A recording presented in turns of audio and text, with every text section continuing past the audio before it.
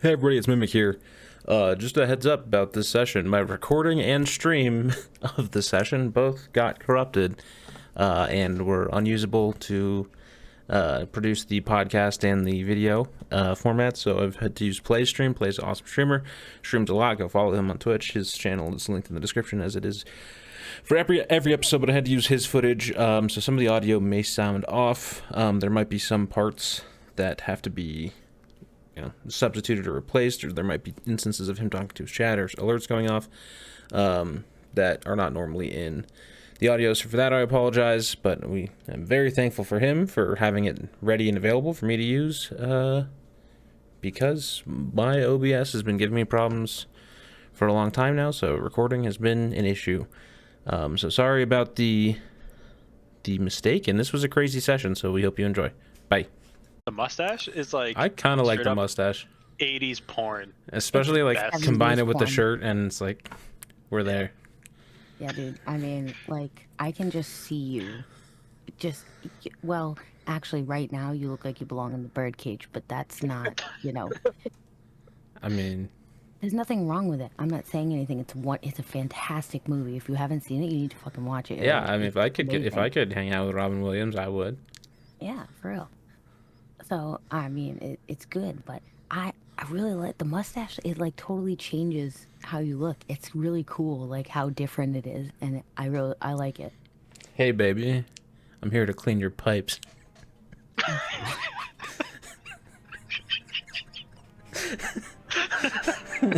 Cue the intro. Let's go.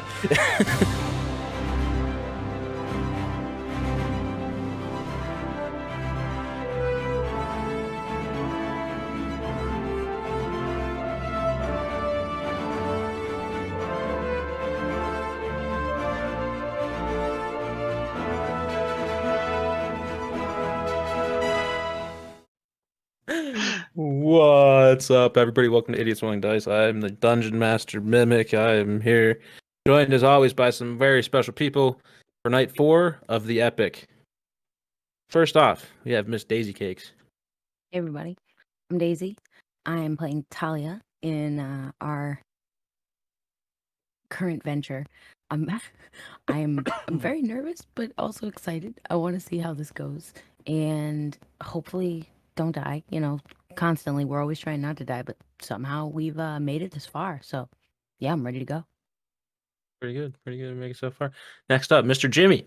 Yo, what's up? Jimmy here. I play Jade Dragonborn, and I am here this week, so I missed last week. Think that's kind of sucky for me, but I'm enjoying hanging out again with this campaign with these fine people, and hope to continue kicking some ass and taking some names.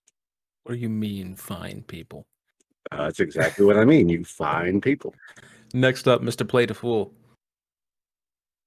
Hello, I'm Play the Fool, playing Demetrius Longwing, self-taught dragonborn wizard. Pretty much all I am right now. Yep, facts. Early on. Last, certainly not least, Mr. Vex.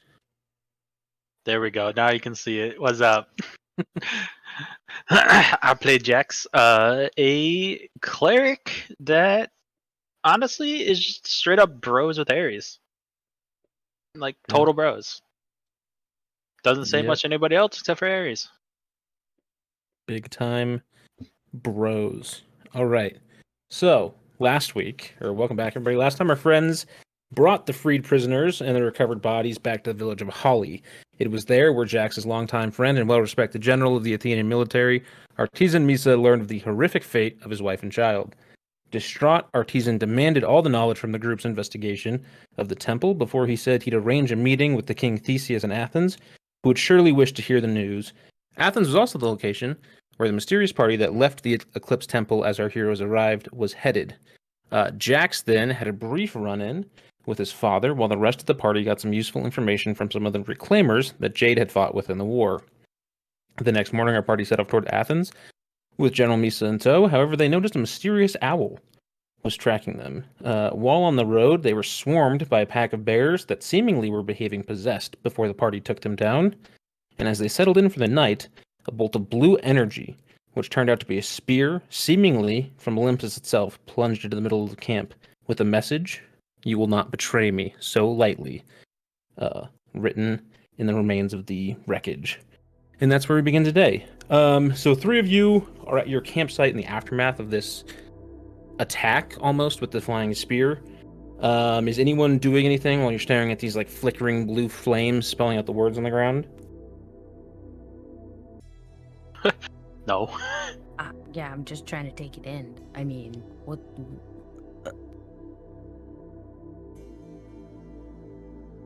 What?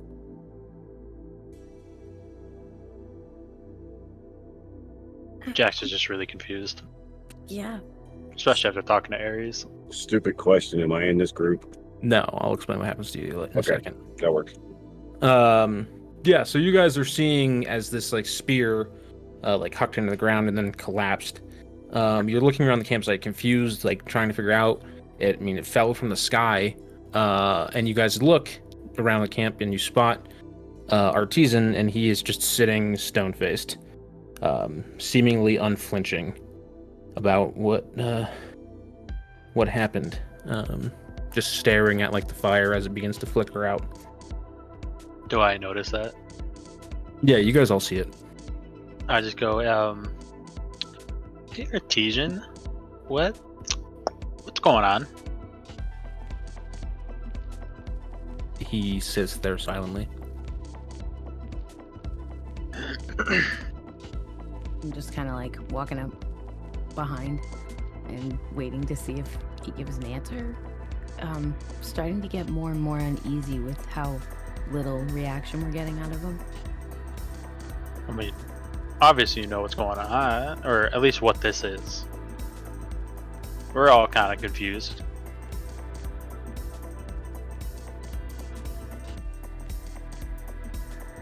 Bill, I mean, he just remains stoic, looking at the scene. If you guys aren't going to try to persuade him with anything, he's not going to give any answers. You know him? I'm kind of like nudging. You know him. Maybe you can coax that out of him. I'm just gonna go wait over there. I'm just gonna walk away. I've already done enough damage to him, so I'm gonna stay quiet. Okay. If nobody's doing anything, everybody kind of just goes back and inspects the scene, still trying to figure out what happened. Jade, you hung back a little longer to ensure that Holly was secured because there was still the possible threat of the attack from the eclipse. You led scouting groups into the area surrounding the village and determined or confirmed no eclipse presence anywhere within the vicinity. So you guys had seen you and like the group of soldiers and like retired people who were back there, retired post-war soldiers that were back there, deemed the village safe. And you hurried off to catch up with the group bound for Athens. You personally did not encounter any sort of encumbrances on your way, and you have ridden through, sprinted your horse hard all through the night. As you are galloping, getting closer and closer, you hear this loud crash in the woods off to your right, and you hear like this little commotion of people. I assume you go to investigate it. Yeah, Where? Can I throw an investigation check? Yeah, go ahead and throw your investigation check.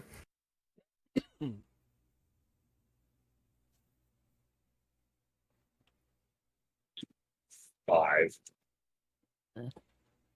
Even with a investigation check of that low, you notice a couple things on the ground. You notice that there is some blood actually around, and seemingly a blue flame with like panicked screams and humming and like rhythmic noises coming from in the woods.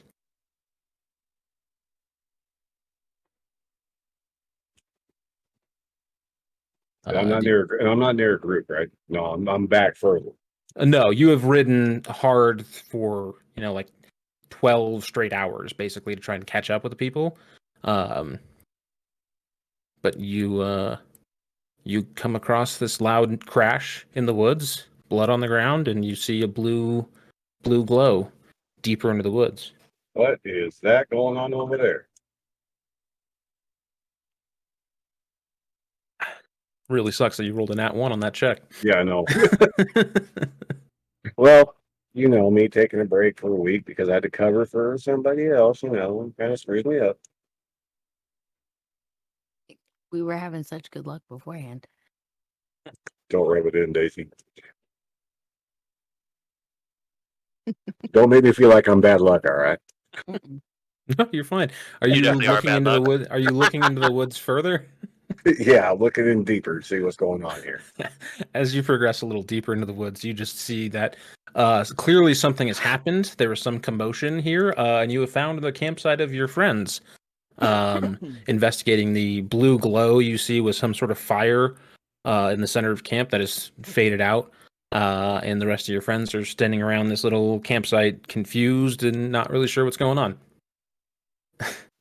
Hey guys, what's going on up on here? Yeah. Wow, you. I draw my basin and shield. Hey! Friendly. It's fine. It's fine. I kind of like hesitantly put away my. I think it's an axe I have, not my mace. I think you have a hammer. Axe, hammer. Hammer. I put away my hammer, and then put Uh, the shield down. Yeah, we're not really sure what's happening. I kind of like gesture around and be like, "What? Do you have any idea what might be going on?" I don't know what this is. As I'm like pointing to the words and the glowing. Jade, you can roll like an investigation or an arcana check if you want to look at the scene. 19.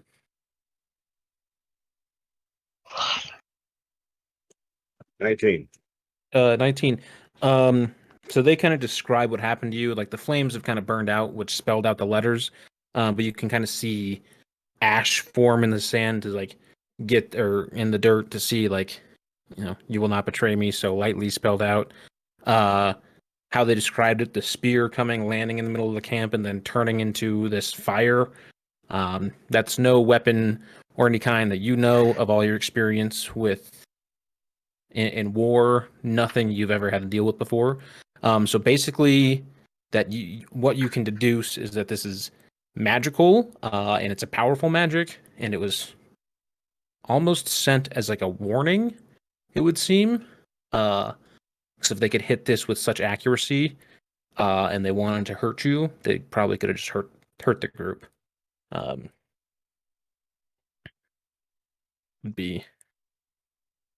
Would be my insight to you. But it seems like the commotion scared off animals and stuff that might, you know, go bump in the night. From your nearby area, you guys have plenty of time to set up any preparations or defenses. And if you guys are ready to turn in for the night, we'll get you going. Yeah, I feel like it's probably not a bad idea to have ourselves set up at least for a warning system, if nothing else. Yep. I mean, If there's a anything, lot I'll of take stuff. first watch. There's a lot of stuff living in these woods. I mean, I don't want any of you to take this lightly. There's a lot of stuff hanging out around here, and more things than you really care to know about, probably. So, yeah, we need to be prepared.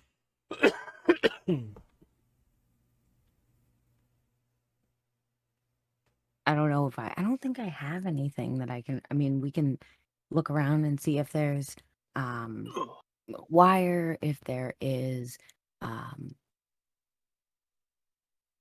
something we can use to barricade windows, or not windows, but like block off the entryways at least. Blob off. Blob off, yes, blob it off. Just blob.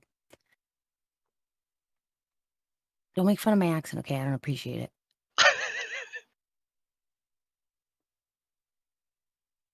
I'm kind of just like pointing around, like, all right, you guys go do that. I'm gonna look for wire at least, something that I can set up as a warning system if everything else fails. At least so we know that we can get up and be prepared.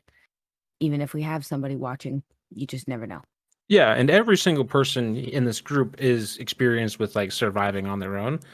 So like of all the adventuring parties that could be out camping in the woods in the middle of the night, you have three former soldiers, a countrywide drifter, and somebody who lived on their own in the woods for several years. So you guys are, have plenty of Pretty time to set well up versed. any sort of preparations and can have enough supplies to set up like traps and tripwires and everything. All that you can do before you go to bed. And you guys can all get your long rest here. Cool. So See, this is why I feel bad about missing a week because I'm like totally lost. oh, not this week is way more important than last week. Okay. So you guys take time splitting watches. Nothing exciting happens throughout the night. Like I said, the shockwave and soundwave of the spear that crashed into the middle of the camp kind of scared off everything in an immediate area, and I'm not really a big random encounters guy anyway. But you get up the next morning, are able to relight a fire, make breakfast. You still have most of the day's riding to go once you guys set out.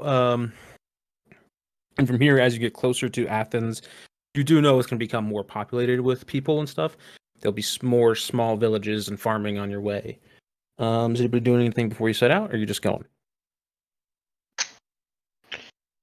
I'm just good kind to of go. peeking through my stuff. Kind of just looking and making sure I got things. I still have a few things in my bag, so I think I'm good to go. As long as you Okay. guys are. What's going on with him? I kind of point over to stone-faced man over there. I'm guessing he's still kind of like not.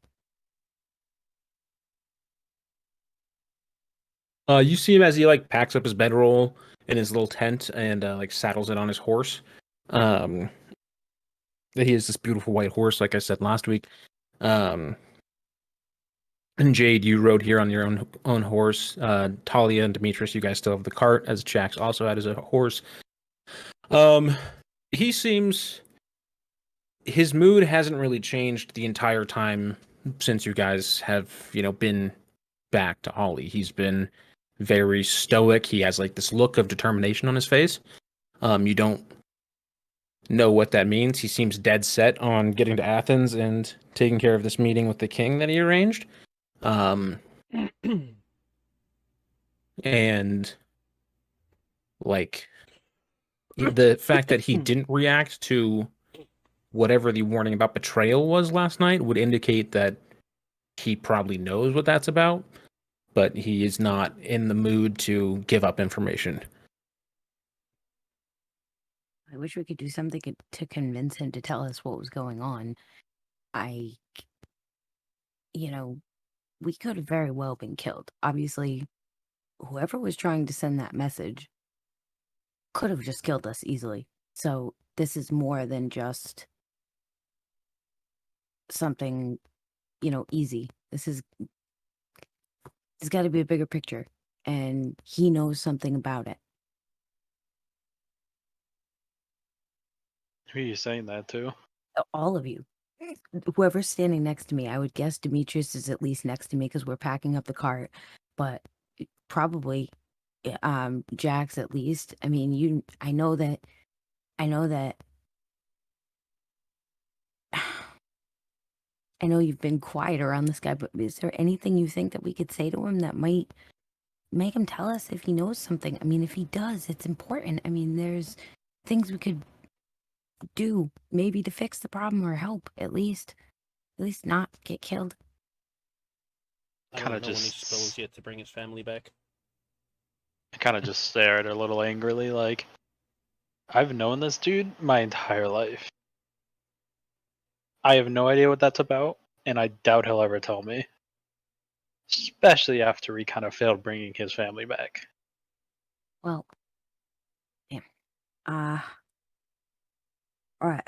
Well, I mean, you're welcome to try to talk to him, but no, he's not I really in don't- the mood. I don't see how he's gonna want to talk to somebody that's like me, and I'm not exactly somebody who can, convince somebody to do something. So yeah, I guess we just hope maybe at some point he says something. But Doubtful. okay, well, we better just get going then, because I'm kind of just like putting the rest of my stuff in the cart.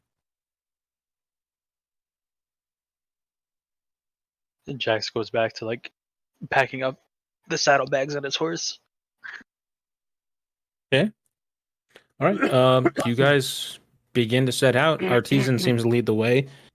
Seems to be the most familiar with this area of land that you guys are going through. And like I was saying, you guys are getting closer.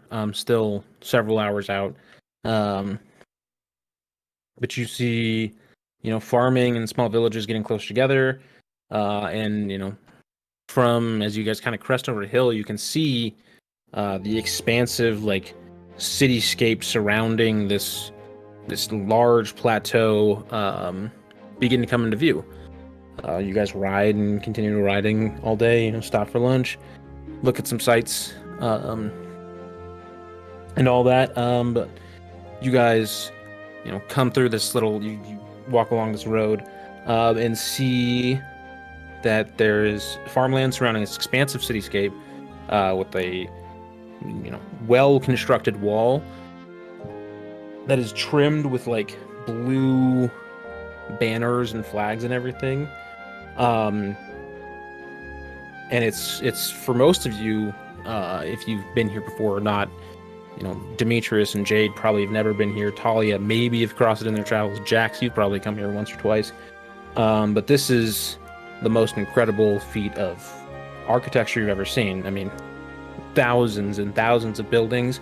In the middle of it, there's this giant plateau supporting several massive, impressive buildings, and even from this distance, you can see the Parthenon standing gloriously on top of this hill in the middle of the town.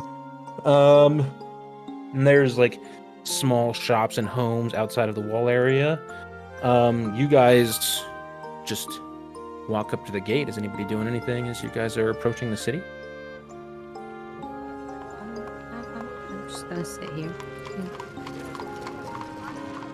Probably stop slouching a little bit.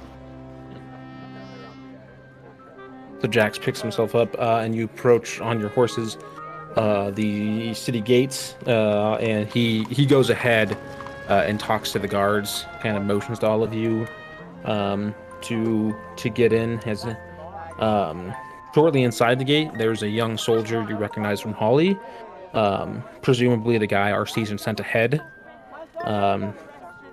And as he talks, he says, "Yes, apparently King Theseus has granted you an audience for a little later today." And then he like nods with Artesian and rides off back towards Holly. Without any sort of check or anything, you guys can tell that this city has, everything you could ever think of, right? There's massive shops.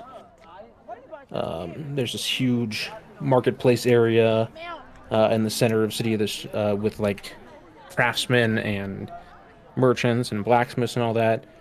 You see dozens of temples and just people.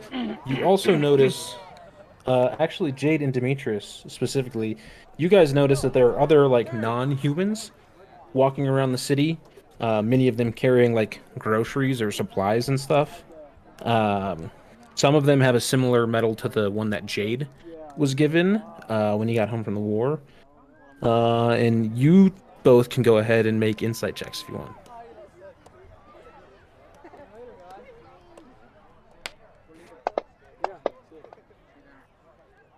$17. 9.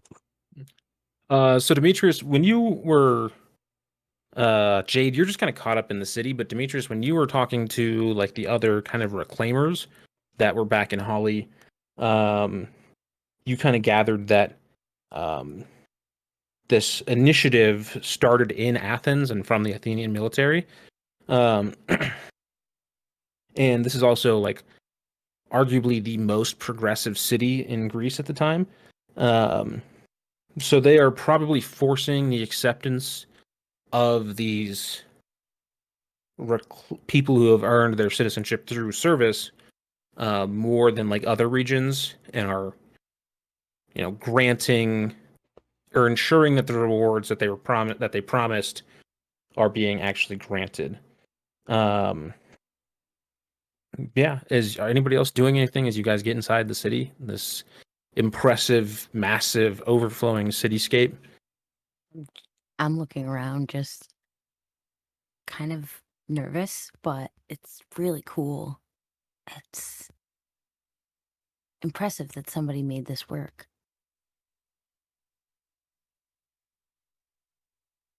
Jax is probably just kind of ignoring it because that's probably where he went to run off to join the military anyway. So I'm in the same boat as Jax. as I'm just kind of keeping up with Artesian. Okay. I mean, So you guys, what are you saying, Desi? No, just I'm kind of just like pointing around and looking at stuff like a little kid. I've never really seen too many things that were like so big, Like, I mean, I knew this stuff existed, but to like see it is really cool. I'm imagining like Jax and Jax and Jade are like wandering the city because they know their way around. They've been here before, and Demetrius and Talia are just like tourists. Look at that! Yeah. Look at that over.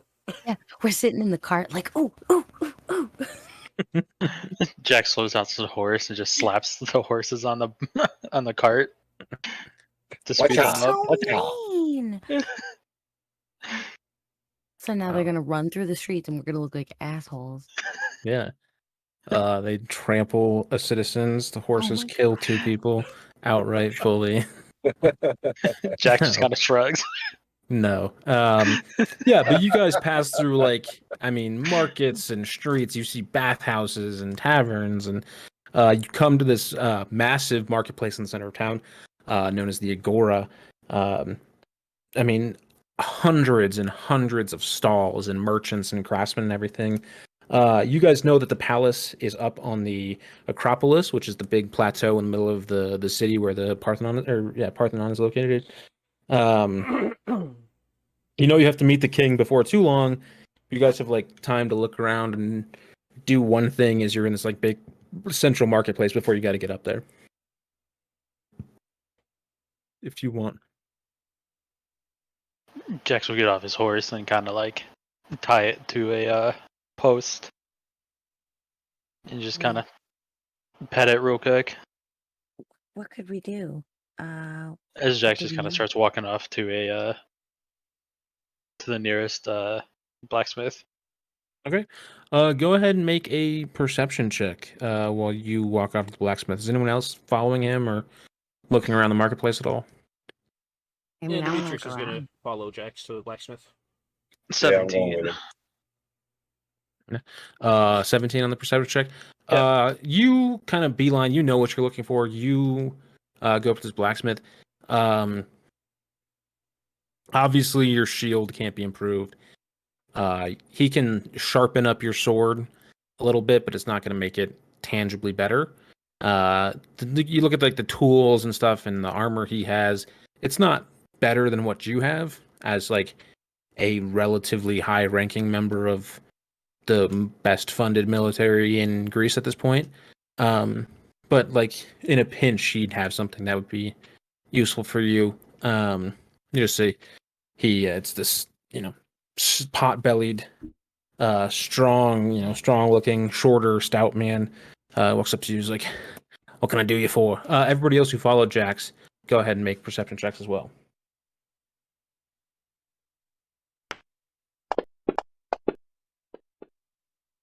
5. 19. Is anybody looking for anything specific or just like taking in the surroundings? I'm just kind of taking in the surroundings because I don't really like do too much shopping or anything. Yeah. Demetrius is also just taking in the surroundings, mainly because he doesn't really know what kind of weapons he would need and what armor and everything, because he's a simple kind of live off the land wizard. Jade, are you looking for anything specific, or are you looking for just like taking in the whole surrounding? Right now, just taking in the whole surrounding because I'm lost and confused. So Talia and Demetrius, you guys both kind of just take in the whole scene. And you see like there's this big crowd of people around one stall that's not the blacksmith stall you guys are going to. And just like, I mean, everything you could ever want. Pottery, art, food, everything is, everything you could think of would be in this area. It's one of the most impressive places you've ever seen. Jade, as you're looking around, you notice that there is like a pretty significant military presence in the city right now. And not just Athenian soldiers. You notice a few soldiers from like other armies that you'd recognize people from Laconia and like Boeotia and like Macedonia, like other regions, right? Arcadia, people like that. In the city area right now. They just seem to be kind of like looking around, not necessarily on duty, but you do notice a lot of soldiers. Yeah, so Jax, the blacksmith owner, comes up. He's like, "What can I do you for?" Honestly, not much. Can you brand my warhammer in a short amount of time? I can do that. What kind of brand do you want? And I just kind of show him my shield, like same kind of brand, but I just want it on like the face of the hammer where I'm smacking people with. Well, I could have a custom piece ready by tomorrow if you let me borrow the shield to have a reference. I kind of take off my pendant and kind of hand it to him. Oh yeah, this works too. If you come by tomorrow morning, I'll have a brand ready for you. Sweet. Okay. So you give him his pendant. Yeah. He's like, "This will serve as good collateral." And he like puts it in a little box or something under his counter, and seems to go back to work.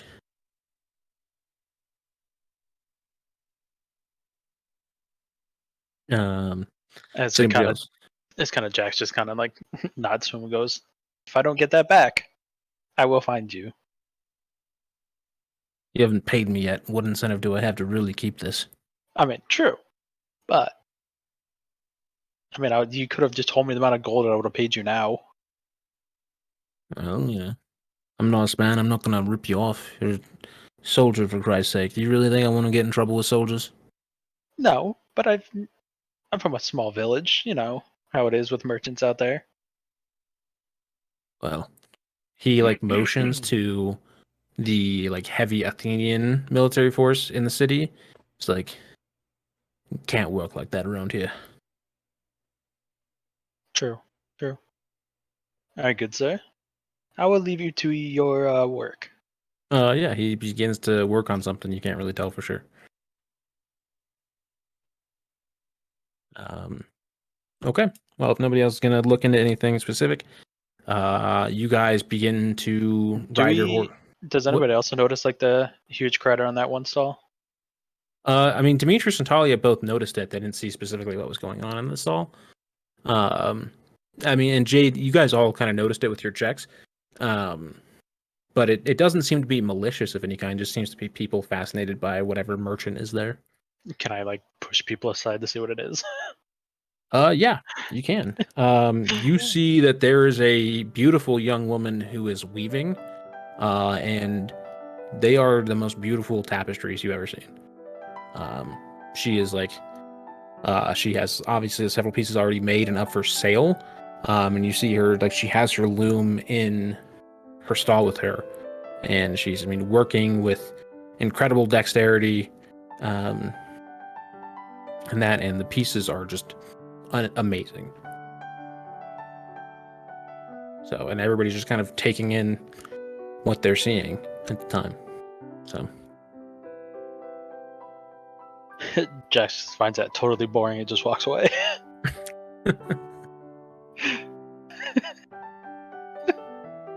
SMH is all I'm gonna say. All right, dude is like a straight up veteran, war-hardened dude. He Yeah, does not the care about. Cold-hearted motherfucker. That's Hell it. yeah! All right, whatever, Fair. man. Totally fair. Totally fair. Fine, you're allowed. He joined the military. He was like 16. What do you want from him? War is rough, so you have every right to be an asshole. It's totally fine. I mean, all right, he's not so- totally an asshole. No, just moderately an asshole. Yeah, Right. he doesn't like to get involved with anything. He likes to keep to himself. I get that. You literally got reserved. involved in a war. And he does not know what he likes right now. Like I said, he literally joined the war at 16 and didn't know It's- anything else but so war it's all until you like the know. last few months. Well, no wonder you're like that. Question: is this woman working like exceptionally fast or something, or is she just like? I think it's just really pretty and detailed, and Both. You know. Honestly, it's her speed is incredible. You hear like murmurs of people in the crowd. I mean, it's like imagine watching like Picasso paint a masterpiece in like 20 minutes. That's what this is like right now. wow. But So there's got to be something special about these tapestries if she's able to do them that ornate and that fast.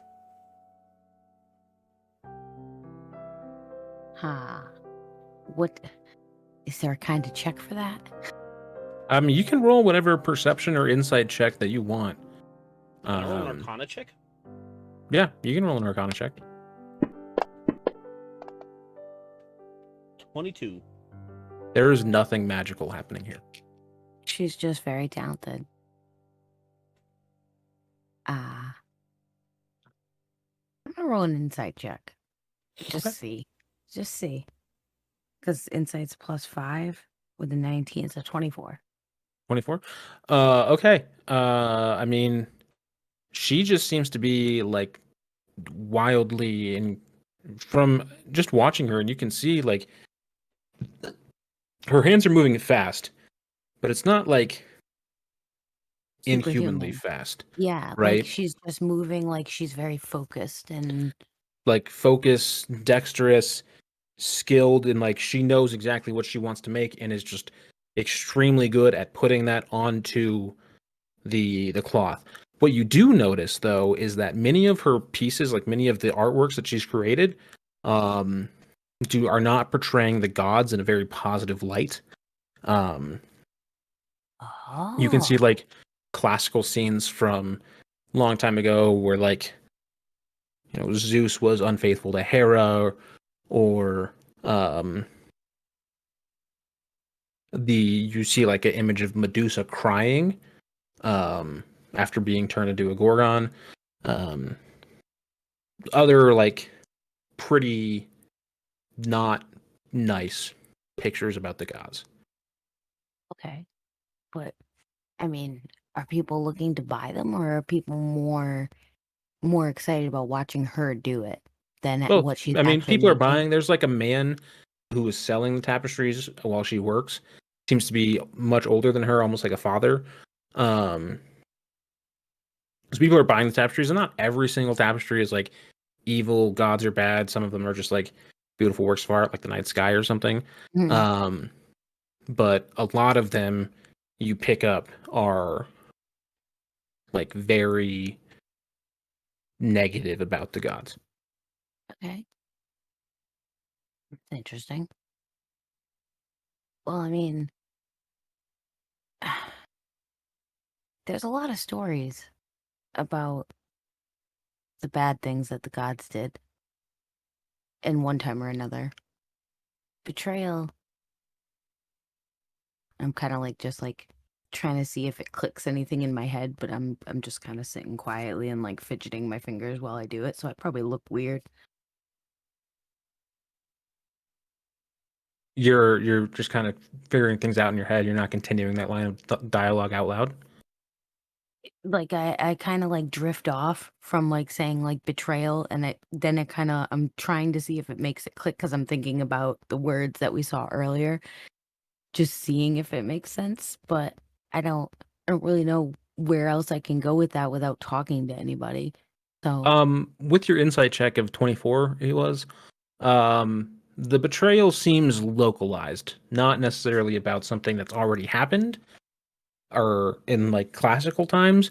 Mhm. Seems to be specific between the owl following you, the spear happening in the camp, the bears possessed attacking you. It seems to be localized to something going on with the group of 4 other people you have right now. okay, so it's specifically related to somebody that's here. Mhm. Okay, so Abby, it doesn't seem like there's, it's interesting, but I guess it's not super helpful to us.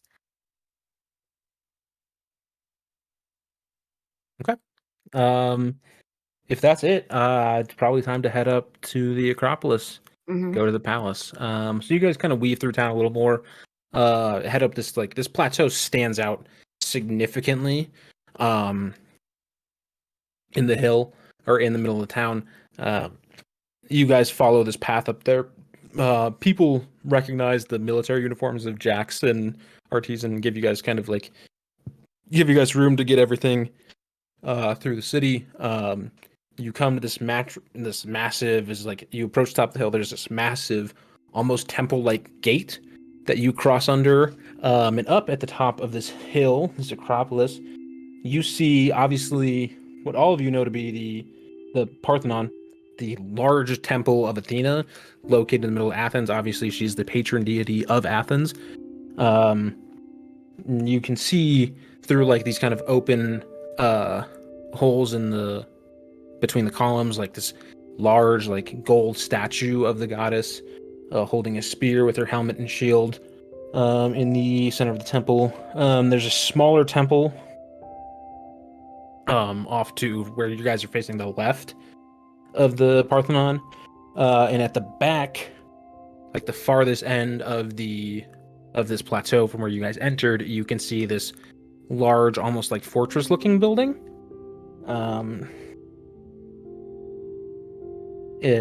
Which Artisan mentions to you. He's like, that is Theseus' palace.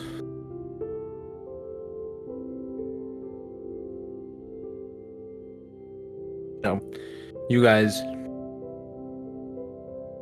kind of ride through this area. It's like a massive courtyard on top of this plateau. Past the 2 temples, off to like a little further down, but still like connected to the plateau. You can see like a theater almost, and like another smaller temple. Still up here. This is clearly like the height of Athenian society. Everything, all the most important shit happens here. Like you can tell that just from being up here. You approach this palace. Artisan once again introduced himself to the soldiers. He's a high-ranking member of the military. Everybody kind of knows who he is, and obviously his visit was cleared ahead of time. It's this grand as you enter, even though it's like a fortress and seemingly somewhat modest. It's this grand, very clean building. There are lots of gorgeous tapestries. There are images of all of Theseus's 6 labors. Obviously, he's this legendary hero chosen by the gods to be the king of Athens, and like slay. I mean, there's him slaying the bull of Minos. There's him fighting to Hades and back, out of fighting out of hell, among other things. So there's like art of all of that outside. And you also can go ahead and make any perception checks as you guys enter the palace. 9. 16. 15.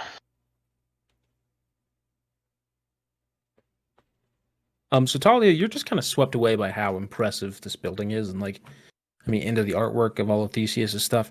Demetrius and Jax, you guys notice that obviously it's like a fortress palace, so there's going to be like significant guard presence, but it seems like there is an extra amount of military presence. And similar to in the Agora, there are members of other militaries here as well, like very clearly.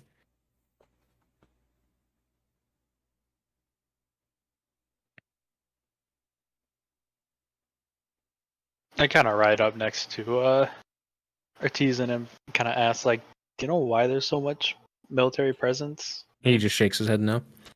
I'm not, I don't know. It seems like there's something important going on here now though. As I keep looking around at all these soldiers.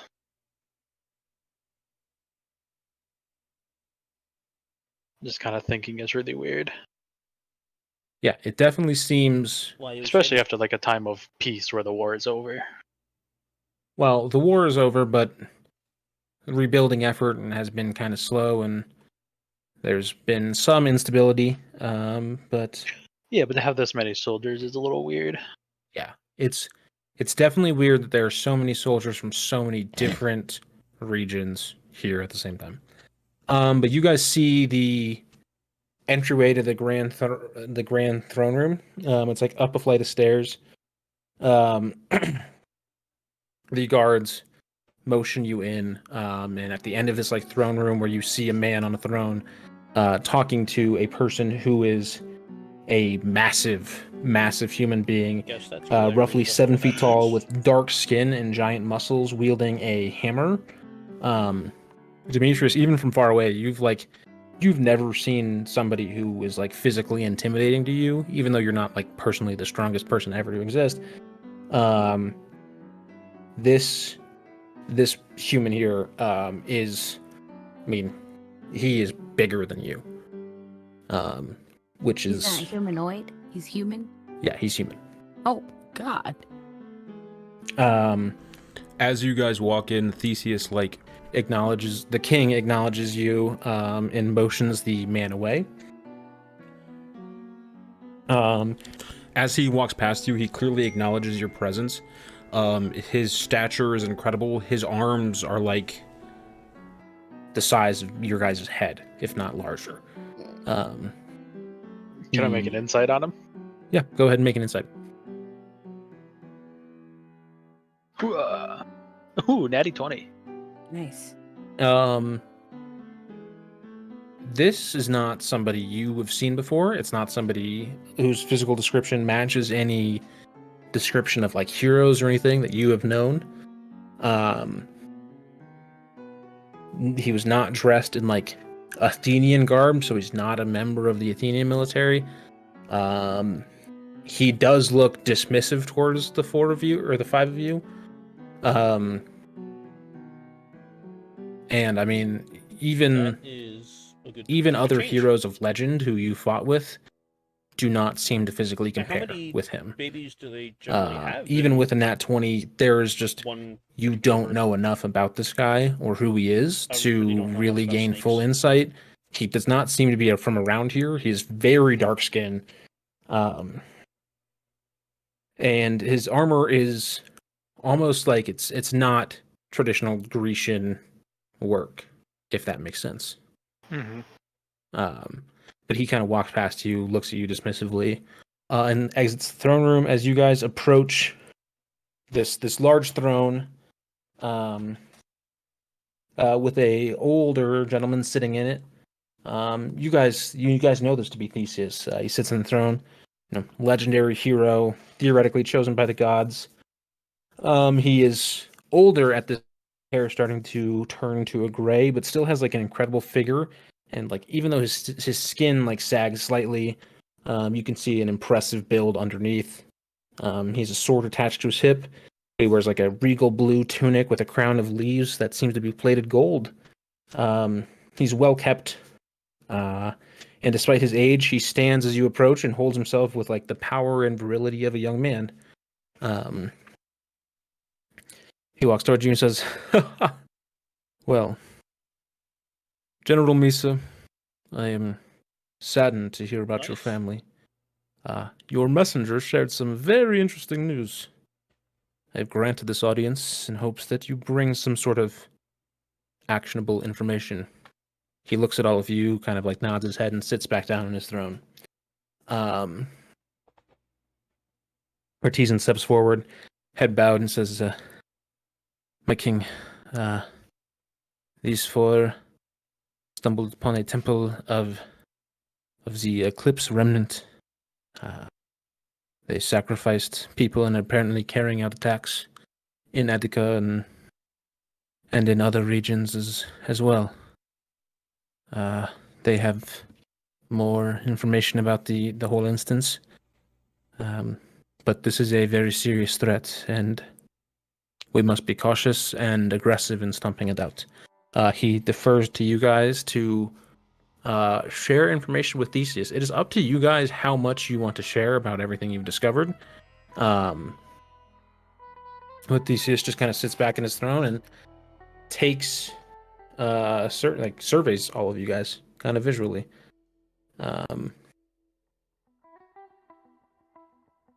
So you guys are up. I'm kind of just nervously like fidgeting while I'm kind of like trying to hide behind everybody.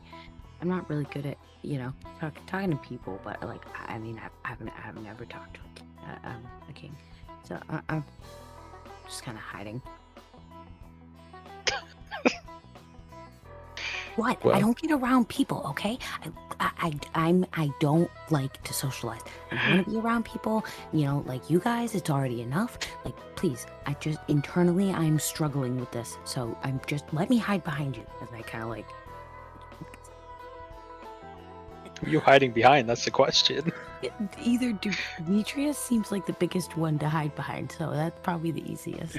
Between the three dragons, that's probably where she's hiding. To be honest, I'm fine. All of you guys are bigger than me anyway, so. Jax will step forward and just kind of bow his head a little bit. To the Battalion king. Leader Karn, it is a pleasure to see you. Welcome home. Sounds like it has not been the most pleasant welcome for you. Thank you, my king, but no, it hasn't. Yes, as Yeah, she plays her character. I'm just gonna refer to Artisan as Misa now, considering we've kind of are not friends anymore, pretty much. Mhm. As Misa said, we did. Honestly, we more stumbled upon the eclipse as sorry, Artisan, but as your family was taken, I followed them, stumbled upon these two. As I look back at Jade and Talia and Demetrius. Demetrius, mostly just Demetrius because someone is hiding. You don't need to But be yes. nervous, little girl. It's okay. I won't bite. Unless that's what you want. Oh, go. Jesus. Don't be a dirty old man, Mr. King. I'm the fucking king. Good to be the king. Oh my lord. Kind of just like peek out a little bit, but I'm still kind of like gripping behind Demetrius, like kind of like just like waiting to hide back again if I need to. Sorry, my king. Anyway, I kind of look back at them for a second and be like, how much do I expose and how much do we keep secret? How much do you trust? Dude, it's Jax. He's literally served for this kingdom.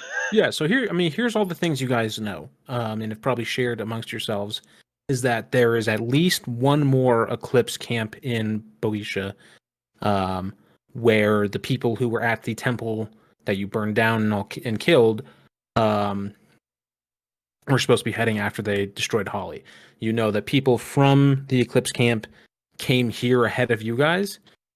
You also know that there's people from the Eclipse Remnant who are seemingly trying to break a certain number of, or unlock a certain number of gates, or some form of that, based off the information that Demetrius found.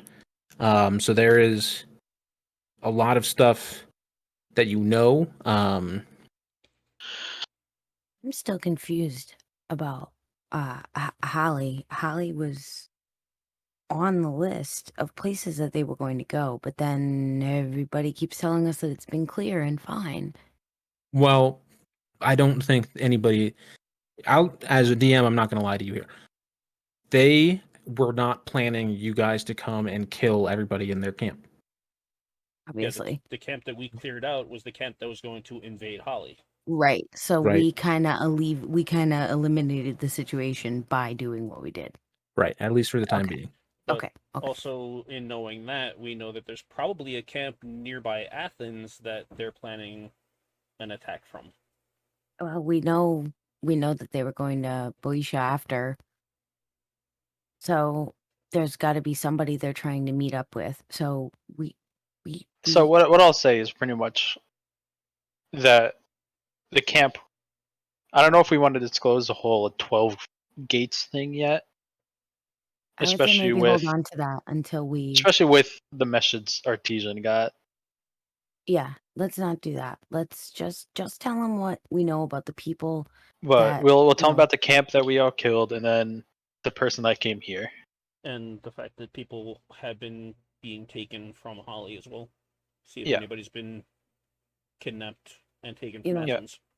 There were people taken. They seemed all panicked. They Yeah. were in cages, in groups, and sacrificed. So like I turned back to the king and I go, so my king, we found a camp. We saw a group of men come this way. We are not sure if they went to Athens, but we are pretty sure they came to Athens. And after we dealt with the camp, we knew they were taking people, and honestly, to be honest, my king, there has never been a gruesome sight I've ever seen from the eclipse. Like burning people alive, kind of gruesome. He is like leaning forward, interested in what you guys are saying, looking at all of you as you kind of going through the process of explaining. He leans back in his chair, says, "Are we positive that this is a full eclipse-wide project and not just a few mad cultists?" Pretty sure, because I'm pretty positive that the person that came here looked, the main person at least, that looked like to be giving directions and giving order, seemed well versed in leading people. So from Interesting. just that kind of information and that kind of know-how, as seeing as we've had some of the best commanders in our armies leading our own troops, I would kind of He smiles and nods at you as you say that. I would kind of assume whoever came here is probably a well-versed military leader. Well, they certainly picked an interesting time to come to Athens, as we have significant religious leaders from all over Greece meeting here tonight. And it clicks for all of you that is probably why you see military presence from multiple different regions here all at once. He says, yes, priests from major temples all over Greece have been meeting here to discuss the state of Greece and the reality of the post-war problems we have to deal with and everything. And obviously Athens were the best place to do it all, obviously. So there's a massive banquet for all these religious leaders here tonight. I wonder if that could be their target. There was a Honestly- priest involved in the other stuff. There was what? There was a basically a priest during the sacrifice. There was. Do you say that? I guess I'm concerned about that. So I feel like maybe I'll say it kind of like softly from like around the bend, like. Because I guarantee there was a priest there, too. Excuse me, what was that, young man? Me, hi. There was someone that was well versed with some type of religious leadership that was involved in the sacrifice, sir. So we should be on the lookout for that too. I mean, there are groups that are still doing this. The dark magic's around. We just don't see it as much, unless you're out in the woods or, where there's not too many people. Go ahead and make a persuasion check. Nat 20. He kind of sits up straight in his throne and says, "Step out from behind your friend, please." Just kind of like scooch out and put my arms like behind me. He like drinks from a goblet next to him. He says, "This is very interesting insight, miss. I don't suppose..." He like smiles at you. "I don't suppose you were able to identify any specific markings or anything from this priest at the site of the Eclipse camp?"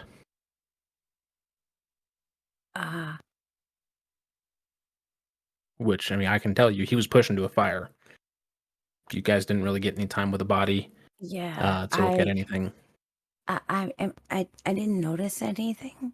But we weren't exactly looking for that stuff either, but he definitely, I mean, he was dressed the way I would expect to see a religious leader of that sort, but he just, even the way he spoke. Demetrius, roll a history check for me.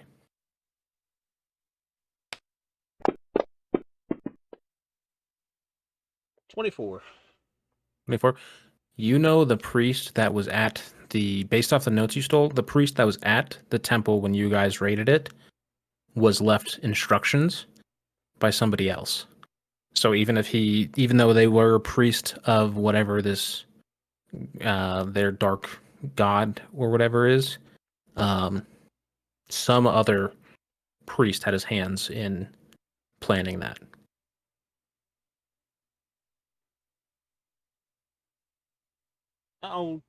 I will relay that information to Theseus. Just let him know, like, there were instructions left behind for this man, so whatever he was doing, it was definitely his first time doing it, or one of his first times doing it. And that means there could be somebody else. Know what to do. Yeah. There's somebody else leading him. There's always a main person who teaches everyone.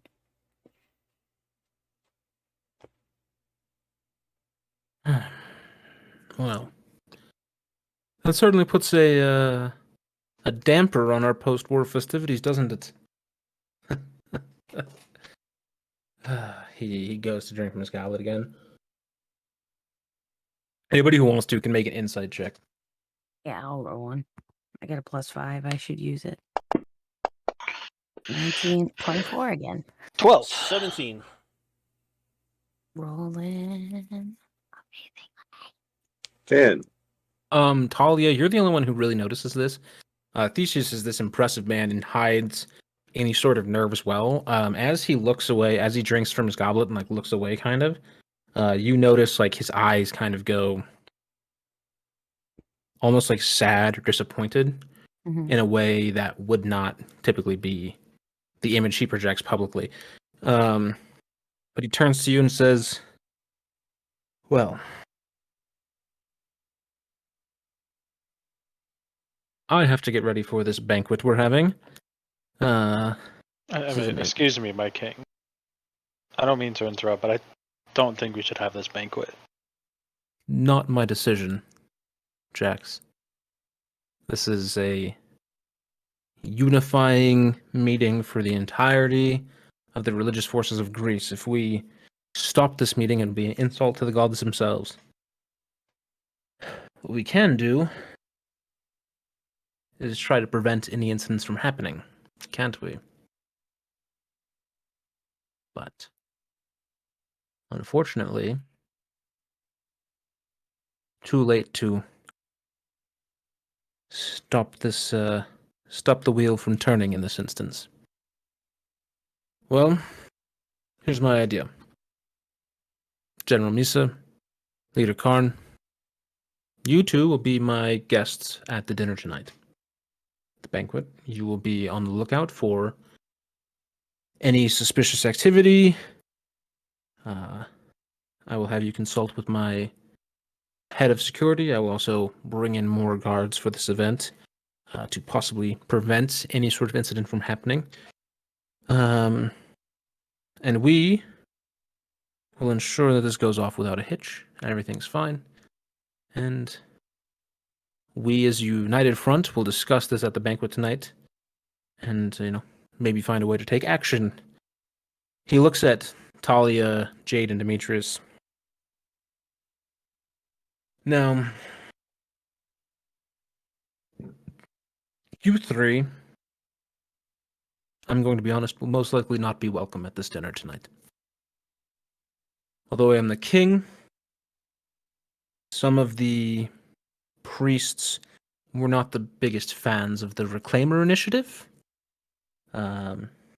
Obviously, we started it. It turned the tide of the war in our favor. It was a good thing. Some of them believe that the current struggles Greece is going through now is due to the fact that we tainted our armies with creatures of Hades. I don't necessarily think you're creatures of Hades. I've been to Hades. I've seen Tartarus and Iberus and everything. I don't think you guys are evil. But in order to avoid a scene, I'd ask that maybe you just enjoy some of the fine food and wine we have here in the city of Athens itself.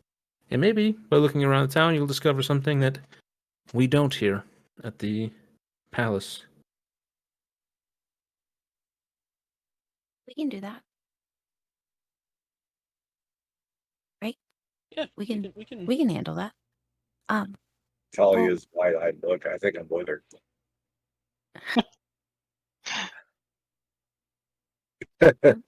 Sorry, I had to say something. That's okay. I wanna help. I don't want these things to be happening to people. And after what we saw, I want to figure it out. I don't like that this is happening to people. And I want to know why. Well, sweetie, I don't think anybody likes that this is happening to people. But he motions to... He includes a motion to Jade and Jackson Artisan. He says, we are soldiers, and we're really good at making sure that this doesn't happen to any more people. And he kind of turns and looks out the window, or like the little open air behind him. Demetrius, did you want to ask about like a records office for the Reclaimer project? See if they had any information about your family while you're here? Yeah, I was gonna ask around the city for that, but if I can ask the king straight up, like, do you have any archives telling of what happened to the people that were in the Reclaimer initiative? Yeah, and based off like Talia's earlier persuasion check, he seems to be like receptive and receptive to what you guys are saying and asking about. So he's obviously taking this seriously and you guys seriously. He turns and asks, yes, there's a records office of Athenian military of the Reclaimer project, specifically down in the Agora. He like gives you directions to it, and he says, did you have a friend or family that did not return home? My whole family went to fight in the war, and I would like to know if they survived and what happened to them, or what happened to them if they did not survive. I'll tell you what. We will hopefully ensure everything this Hey, evening goes Lamp, off how you tonight, doing? and if it so happens that they did not survive, I will pass their citizenship down onto you. He kind of looks lost in thought as he kind of paces around his throne room now. Yes, we're using 5th edition. Does okay. Yes. Well, he had this like very cheery I'm attitude doing when he alright. came when you guys came in, and now seems pretty in thought. He says, "Well, um,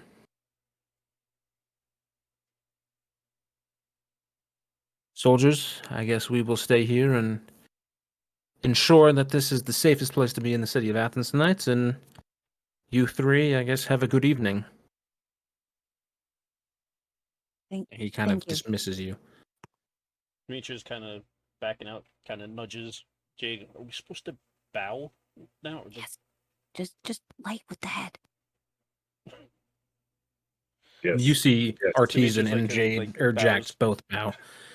bows a little bit and backs out of the room. He's really As- no clue what to do. As they're leaving, I kind of grab one of them and just go, "Can you take care of my horse?" He's like tied up outside the palace. He's Yeah, fine. but I want him to be fed and stuff. They have guards. They have Yeah. stables out there. He's my boy. Your horses and carts are gonna be okay. Okay. But like, he needs some pets here and there, you know? Okay, they can go bet your horse. Or that Hey, would be an man, option now. This is like, his horse was his only like family. No, that's fair. Totally fair. Considering his dad was a fucking useless drunk. So the three of you leave the palace. I resemble that remark.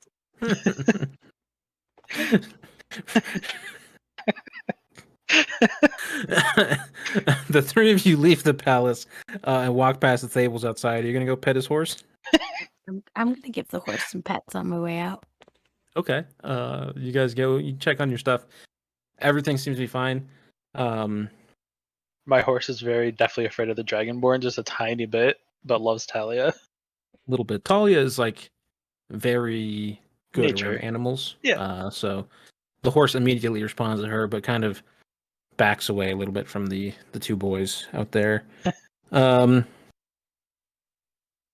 Jax, we'll start in the castle as the three of you kind of head back down into the agora, looking for this records office. Jax and Artisan, you guys start to survey the palace area. Go ahead and make any perception or investigation checks that you would like, Jax. Investigation or insight, which is better? Just Investigation's those two, better. right? 15. 15 on investigation. Yep. So yeah, you as you go further into the palace and kind of explore, just getting a basic lay of the land, you see obviously each priest there's fancily dressed in like very nice tunics with like symbols of whatever gods they represent. You see people from with like Can't really symbols see of it on the screen, lyres but it and says arrows, which underneath would it, indicate like- like priests of Apollo. You see priests with like blue sashes and like symbols of owls on it, which would indicate like priest of Athena, among others. There's no like war priests here. You obviously like see priests of Zeus with like lightning bolts and stuff, priests of Poseidon. All the major gods have at least some representation here. And you see each one as they seem to come from like separate important churches, or not churches but temples from across the entire country, have like a corresponding unit with them. Is there anything specific you want to like look into or check before the feast begins? I'm gonna do two things. Mhm. You said there's no war priest, but I'm just still curious if there's an Ares priest. So from what you can see, there's nobody in like Spartan colors here. So whereas they would most likely be the ones to have like a priest of Ares, you do not see anybody in Sparta here. Therefore, you're not seeing any priests of Ares. And then there's an owl following us this entire time. So, oh my god, is it? Oh my god, And I love Greek mythology too. Holy shit. Athena Owl. is commonly Athena, Demeter, and Artemis all have some, and Zeus to some extent, all have some symbology with the owl. The guy with the blue sash with the owl on it is a very clearly an Athenian priest of Athena. Thank you for the host. I'm gonna kind of talk to him and just say an owl has been following me and see what he says. The entire ride to Athens, there has been an owl following me even during the day. There's owls that operate in daytime, plenty. Wasn't it a pure white owl, right? I did think it not was. mention color. Fuck. It was like white with some brown feathers around its head. Okay. The only thing it was a nocturnal owl, following you during the daytime, which is what Talia said to you. And Talia mentioned that she had not seen it around this region before.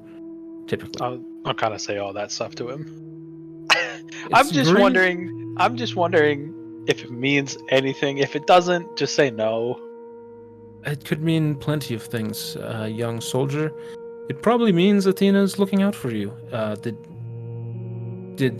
Were you able to successfully pass any trials you had on your journey here?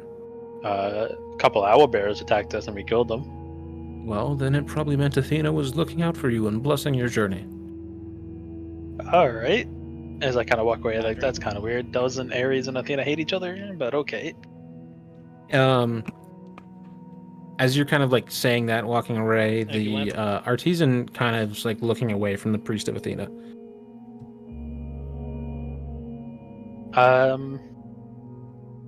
Kind of look at him for a second, but I feel like we've. You know what? No, I'm going to confront him this time. I'm just going to be like, so, you got anything to say to me? But I drink at work all the time. Jax, what do I have to say to you? What? If you have a question, just I drink ask one of these a directly. day, which is Stop being sad. vague. You want to answer me when that spear got thrown at us, and you barely even looked at that priest. What's going on? Empty. Make a persuasion check. Ooh, I don't know if this is going to make it. 17, 19 minus 2. -2 to persuasion. Yeah, I have a charisma of 7, dude. That's not good. I've never heard of anybody having a -2 to a stat. He looks at you and he says, well, obviously Athena's owl, that's kind of her symbol. An owl followed us. We were attacked by owl bears. Athena wields a spear. He motions like a painting of Athena. What does that mean to you?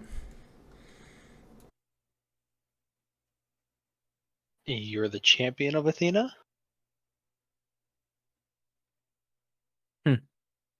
And then he just walks away. Grab his shoulder and kind of like, I'm trying to force it out of him a little bit. Make a strength check. Uh-oh. Oh, natty 20. Oh, shit. Coffee's always good. And then plus, you said strength? Yeah. So 23. 23. Damn, you just beat him. So you grab his shoulder. He doesn't like fully turn around. Well, at first, and then you kind of like yank back, and he spins around and faces you, and says, "Jax, I don't have to answer your questions. You say I'm champion of Athena? Well, do you think she throws spears at her champions?" And then he turns and walks away again. Yes, but we've been friends for how long? Like, I understand I betrayed your trust and I didn't bring back your family, and I will hold that against me for my entire life. He stops as you say this. But, like, you were the only one that wasn't confused or freaked out when that spear almost hit us. And it was more like, it seemed like a message for you. Well, you've put a lot together, Jax. Yes, it probably was a message for me. Yes, I probably know why. And yes, it's very personal. And after tonight, it won't be your problem anymore. So, leave it alone and let me handle it. The fuck is that supposed to mean? It's not my problem. Of course it's my problem. All right, is there anything else you're doing in the castle to like prep or like investigate before this dinner? I'm just gonna go up to one of the guards and be like, "Can I have a sword?" You have your stuff with you. Well, no, my hammer is being. No, he didn't take your hammer. He's making the brand today, and then tomorrow he can just gotcha. brand it into your hammer. But to Gotcha. make the Okay. custom brand itself, he needed time. Okay, never mind then. And you also have a sword, generally. Yeah, I didn't know if I had a sword too. Okay. Starting to not. I'm trust just this kind artisan of guy. investigate like the castle or the temple to see if there's any like ways to sneak in. I mean, there probably is, but like any other like entrances other than like the main entrance. Okay, go ahead and roll another investigation check. 12. 12. The main entrance seems to be the biggest way in.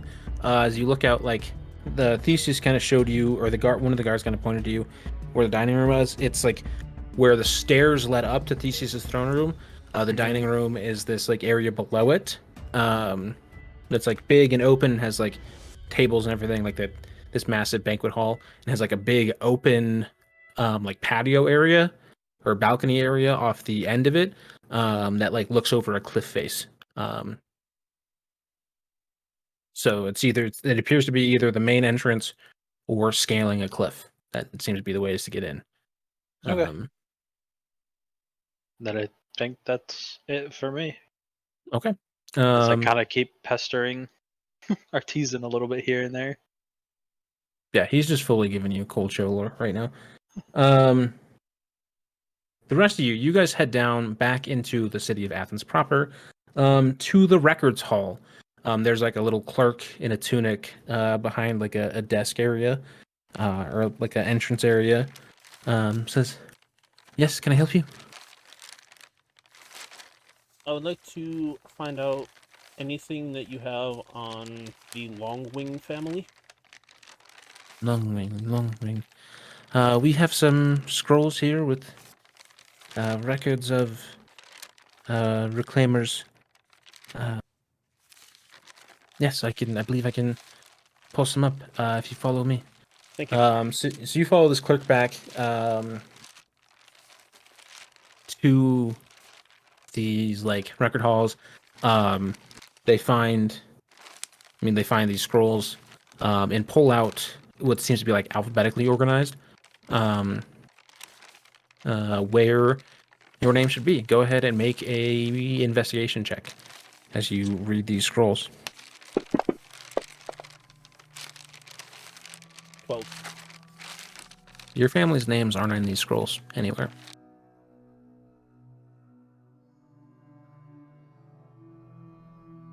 So they never served? The clerk mentions to you, he's like, if they're not in our records, they did not serve with Athens.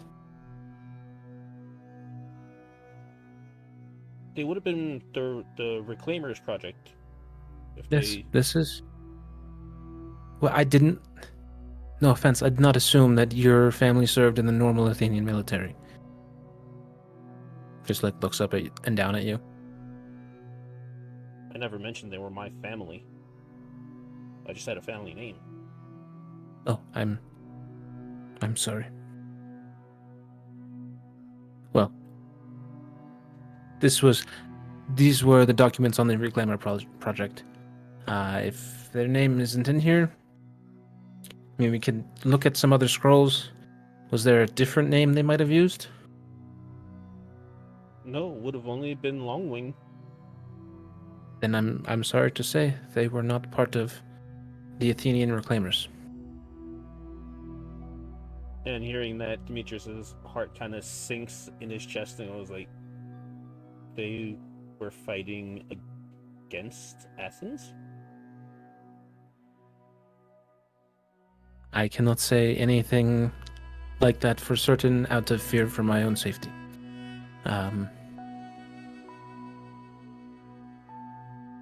That's the only logical conclusion. If they're not here and this is a list of people who served for Athens, that means that they were against.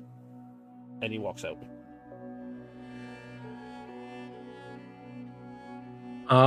It's like it's becoming to get like twilight now.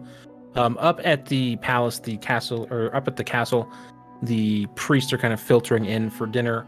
And down in the agora where the three of you are, you see that there's still a significant crowd of people outside the Weaver woman's stall. But most of the shops are like closing up for the night. And yeah, you guys in the agora in the marketplace, are you guys doing anything? Well, I mean, it looks like everything is getting ready to be done for the night. They're probably, there's probably going to be a lot more movement over towards that way as I'm like seeing where everybody's going for the banquet.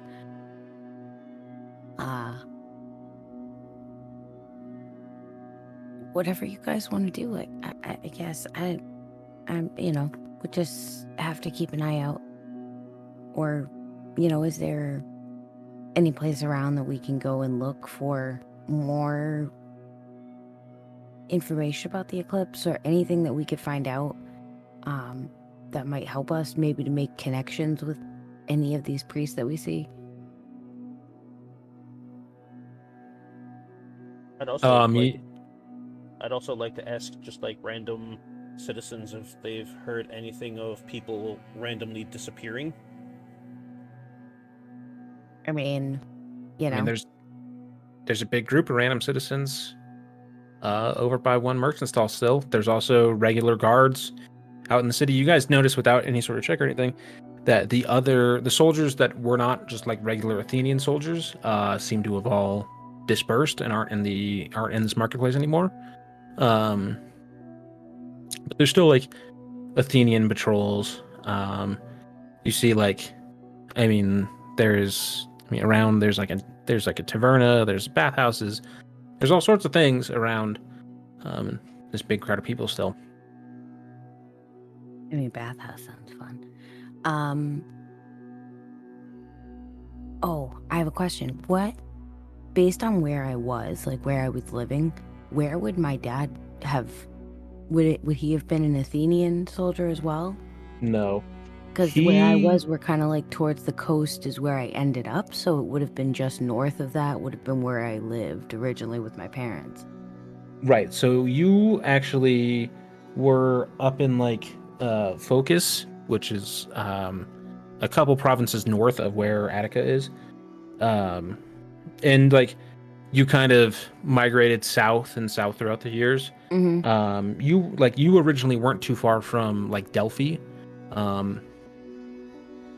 Up kind of in the northern end of this Gulf area, and just moved further south after your dad left and your mom went crazy. So, Okay.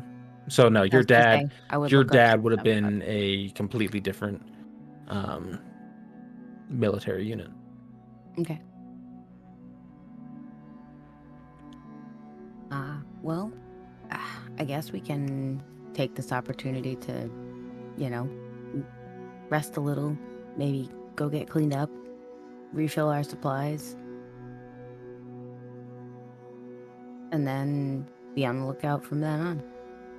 Even if we can't go into the banquet, I mean, I guess we could just, wait for Jax and Jeremy stuff. Okay. So you guys just continue to kind of walk through the Agora. Jax, the banquet is getting underway. A lot of things are starting. You're seeing, this is a very fancy dinner. Many Athenian nobles are here. There's a lot of people, a lot of discussion about all sorts of things. Go ahead and make a perception check while you're up here. 17 plus perception plus 4, so what, 21? 21. You notice, I mean, wine is being passed around. You're just looking around, taking in the entirety of this whole scene. You do notice that while many of the priests have very impressive, like, bodyguards and like protectors and stuff, the priest wearing a sash of Apollo is like this kind of aging man with this staff. And immediately behind him at all times, you see two very physically impressive guards, one male, one female, wearing like long flowing capes, each with a spear and a shield like attached to their back. And that strikes you for some reason, as they are like, they put most of the other people in here to shame physically. They're not as big as like the giant guy, the 7-foot dude who's also at this event, but they are pretty physically impressive. I'm just kind of staring at them a little bit. One of the female locks eyes with you and just kind of gives you a dirty look. I look away. Not wanting any of that. I kind of walk around patrolling a little bit. Okay. As you patrol, go ahead and make an investigation check. On table, please. Oh, nat 20. Nat 20. So you do a full sweep of this place.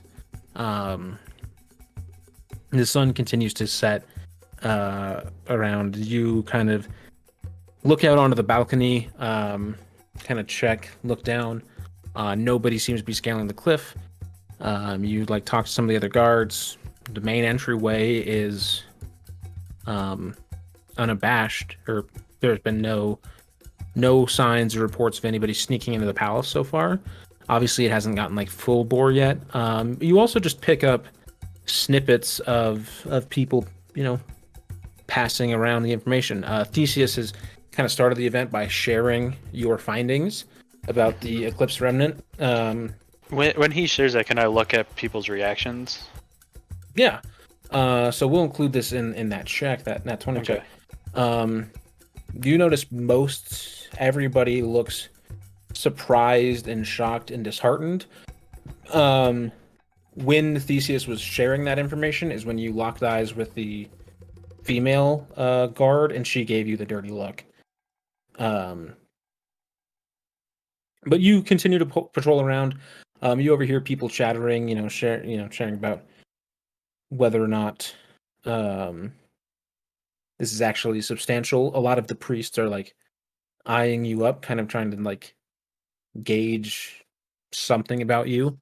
And why there's a fucking Ares champion here? Yeah, well, I mean, just even though you're like a soldier and stuff, you don't hold yourself in the same manner that like a lot of the other soldiers who are in this event do.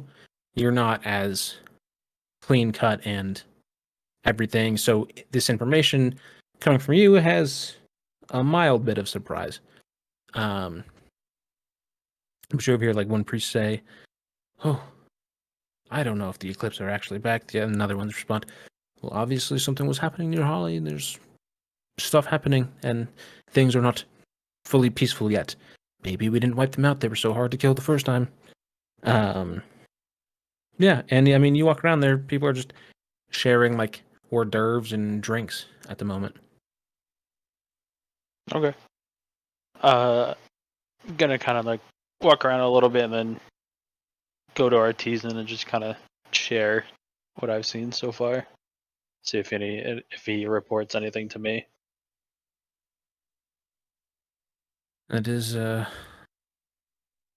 it's mostly what I've seen. Interesting. Not one priest seemed surprised, or not one priest did not seem surprised by the Eclipse news. They all seemed relatively shocked. But We either have a very good actor in our midst, or nobody here is guilty. That's what I was thinking. Just keep your eyes peeled, buddy. Yeah. Are you grabbing any sort of food and drink yourself while you're there, or just... Probably not, just because Theseus did ask for me and Artesian to kind of be like, lookout. Okay, cool. Like if he said actually to join the party, maybe, but since he said as more as kind of like a lookout. Okay. You see Theseus and many of the priests are like drinking and enjoying the festivities, as well as many of the nobles. And a lot of them start to grab their throats and start coughing. Back in the city, God damn it. what are you guys doing down there? Mimic, what the fuck? All right. I'm just gonna have to pretend like I didn't just hear that. I mean, honestly, if you guys want to do it this way, if you guys all want to like mute yourselves, well, it's me and Mimic's turn, and then I mute myself. Not right now. We're back in the city. Hey, Jade, No, Talia, but that's what I'm just saying. Jade, Talia, and Demetrius. Are you guys asking around about anybody? You guys, going to bathhouses or taverns, asking the guards for anything? What's up? Well, Demetrius is going to ask a guard or two if they've heard anything or seen anything about people randomly disappearing from the city. So you go up to like a soldier who says, not any more than we normally have. This is a big city. People disappear sometimes, but it's not like, hasn't been a crazy amount. And no patterns with disappearances. Okay. Anybody else asking any questions or doing anything? Oh, I'm not talking to anybody. I'm interchangeably hiding behind the two of them. I told you guys, I don't like people. Yeah. Jade, are you asking anybody anything? Or are you going anywhere? Wherever these two are going, I'm just following that because I'm still like in the clueless area. Okay. So you guys talk to a couple of these guards. Wander, talk.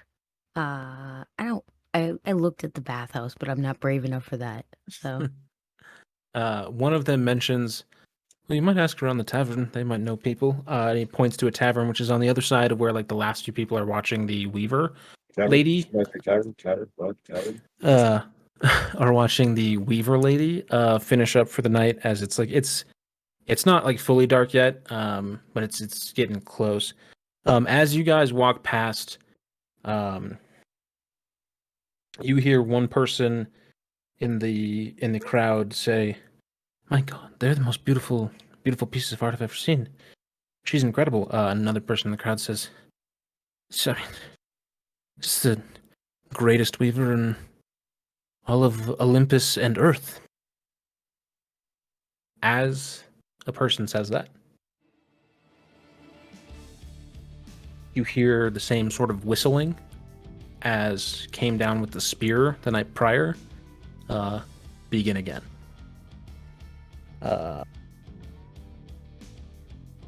As you look up, you see another bolt of blue come down fully from the sky. Are you guys like trying to get out of the way or anything? yeah, I mean, I'm dodging. I'm looking to see where it's gonna land. Is it going near the people? Like, do we need to move people? It's going like right where you guys are standing right now, passing this crowd of people. Okay. Well, I mean, yeah, gonna jump out of the way. Definitely jumping out of the way. Okay. As you guys are jumping out of the way, you look up and you see that this is bigger than the light last night as it was coming down to your campsite. It seems like it's a larger mass than the spear. It gets closer. You guys kind of push a few people out of the way and jump out of the way just before this massive sonic blast crashes into the ground, knocks all of you down, not doing any damage, but knocks you prone. Everybody make a perception check.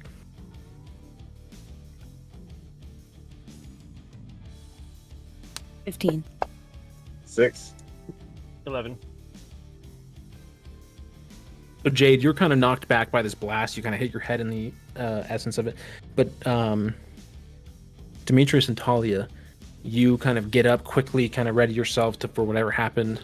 In standing in the center of the impact zone, almost 7.5 feet tall, with a light golden glow around them, is a woman with like bronze armor over her chest and legs, this long flowing tunic, shield on one arm and a spear in the other, looking at all of you guys, looking at you three specifically.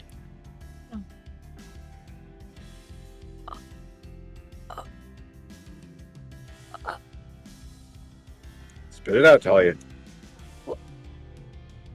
Before Talia can say anything, she turns to the Weaver girl, who's like standing there in shock, and like leans in close to her and says, "You really think you're better than the gods?"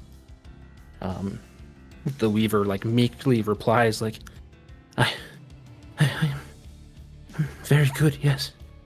The large woman stabs into the Weaver girl, but her spear glows blue and appears to go straight through the woman without like causing any bleeding. And she leans in so close. She's like trying to whisper, but there's like this weird sonic, almost like heavenly echo around her voice as she speaks. And she says, "You will regret your arrogance." Pulls her spear out, and you see that the woman is unharmed. The Weaver is unharmed, but you can see like her skin around her hands is like turning dark. Like she was like this pale woman before, and her skin around her hands is turning dark. There's no better way to put this. Her ass is like swelling up under her tunic, like huge. And she looks at her hands, starts screaming, and runs away. The massive 7-foot tall lady looks at you, points her spear at all of you, and says, "Where is he?" Back up at the palace, Jax, you notice not every priest drank or ate something, but a lot, like almost half of the party is beginning to choke. What are you doing in this situation? Kind of just take out my hammer. Do I see Theseus choking too? Yes, Theseus is choking. I kind of run over to him and kind of just like start like backing him off from everybody just in case like they're after him. Okay. He was at like the head of the room closest to the balcony. Mm-hmm. So do you want to like push him that way, or do you want to like bring him back into the castle?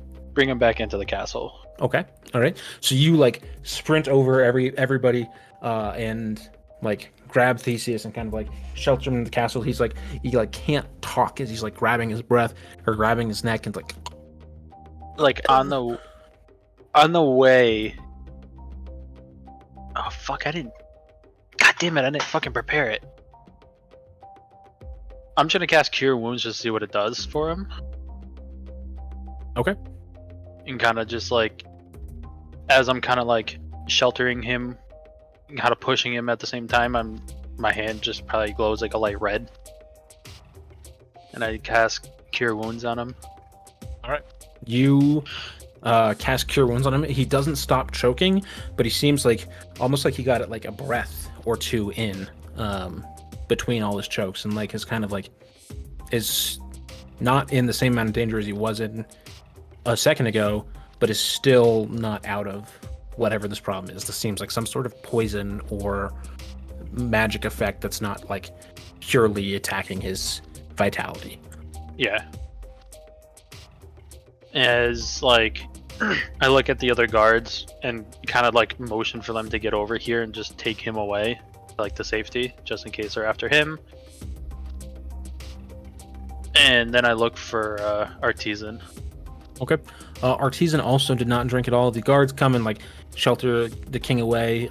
Says, "We'll get our medicine men," and like hide further into the castle. Artisan is out there, kind of just confused. Like shit's happening fast, and this is not something.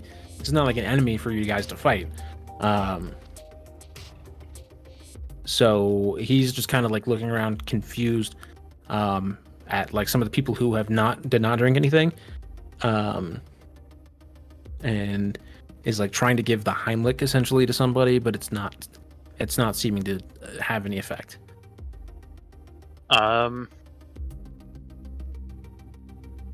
I look at Artisan, then I go look at one of the guards and go find every kind of like medicine person in the city and get them here as fast as you can. Okay. He sprints off down the hill. You would know this because you guys have been here a couple times. You and Artisan specifically. There's like a sanctuary to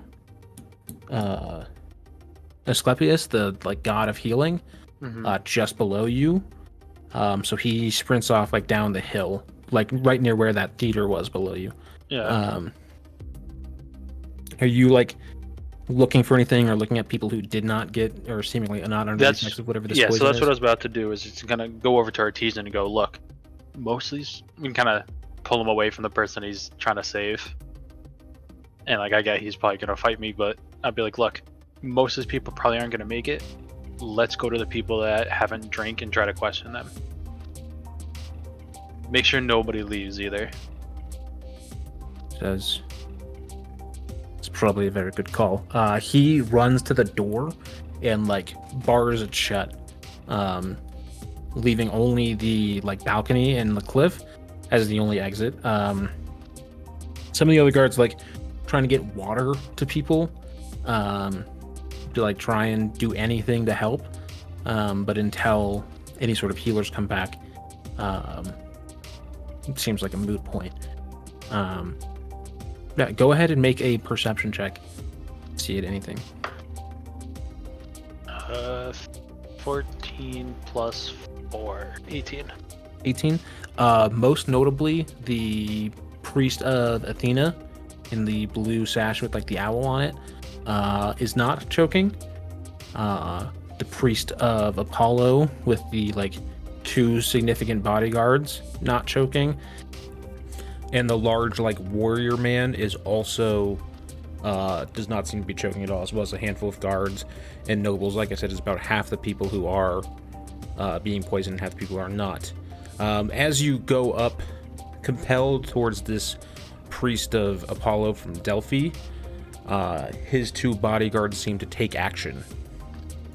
They just like get closer together and get their shields up and are like blocking their charge, their priest off from you. All right, I don't think you guys did it because you are very protective of your priest. Got it. Still suspicious, but you're fine for right now. And I guys just kind of walk away and go to the priest of Athena. Okay.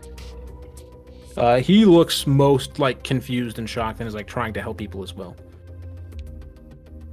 I kind of go up to him and try to help him a little bit, and like at the same time just like asking why he didn't drink again. I don't believe in drinking. I'm a holy man. Oh, Yes, but it's also a party, and like we're in the city pretty much named after your god.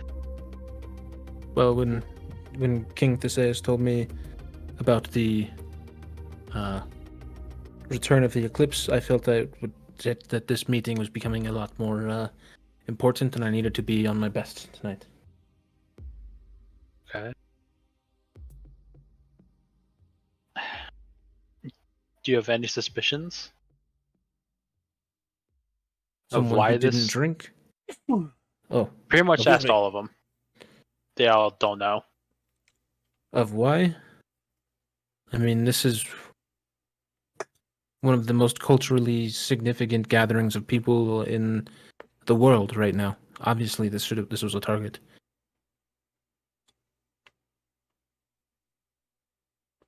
Fair. Yeah, that's what I told the king, but Just keep helping them. Yeah, like when you and the other like priests and like some of the guards are like giving water, you're getting people life, or like a temporary relief. But whatever is going on seems to be pretty fucking deadly. Can back- I? Oh, Sorry. go ahead. I was No, gonna go say, ahead. can I grab the wine and kind of make an investigation check or any type of check to see if I'm not gonna try to figure out the poison 'cause it's probably impossible, but It would be perception check, but yeah, go ahead. perception check. Interesting. Yeah, because it's smell, essentially. Ooh, 17 plus 21. Damn, I'm rolling fucking really good tonight. Holy shit. You kind of look at all the things that are around, and you notice basically nearby everybody that's choking is a dropped wine glass. You sniff it. I mean, it's fruity and like has like a there's notes of oak and chocolates in the nose. No, I mean it smells like fucking wine. But you do notice some sort of like almost sulfury nose, which isn't like totally uncommon in wine, but it seems strong and pervasive in this vintage per se. Okay. So you can deduce that the wine is probably what's poisoned. Back in the Agora, the marketplace, the three of you have this glowing woman who just seemed to cast some sort of spell on the Weaver woman, pointing her spear at you, asked, where is he? To the three of you. Gonna have to be more specific on that one. He who? I know a lot of he's. She like shoves you with her shield and knocks you down. Says, Brigadier General Artisan Misa. Where?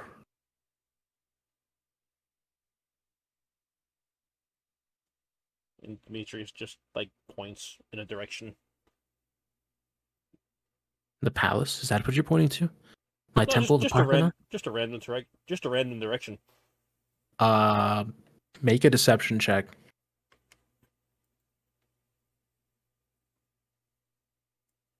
Can I charm a god? Does that work? No, I can only do 17. 17. Your armor class is 12. Yes. Uh-oh.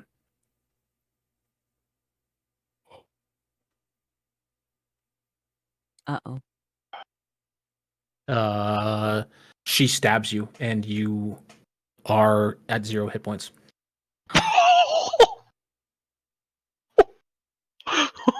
She knocks you down.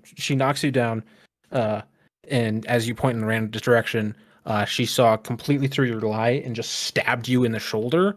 And normally, like, I don't think Talia and Jade, as you look at it, you don't think she intended to kill him with that. But this is a powerful being. Like, energy is radiating off her. And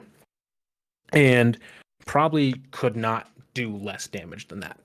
Well, that backfires. Talia, she turns and points her spear at you and says, tell me the truth. He's in palace. The palace? Okay. She slaps her spear like butt on the ground. Demetrius, you're fully knocked back up. Like awoken. You're like grabbing your shoulder in like this like searing pain that you can feel, but you're back to full health. And she says, you're coming with me.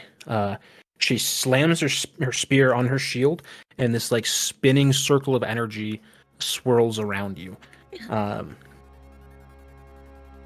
it gets louder and louder as it swirls until in a flash, you're up in the center of the Parthenon, this massive temple at the top of the Acropolis where you guys saw earlier. And you're all like kind of land on your knees and backs and everything. And you look up at the woman standing in front of this glorious statue, which you know to be Athena, and you realize it's the same person.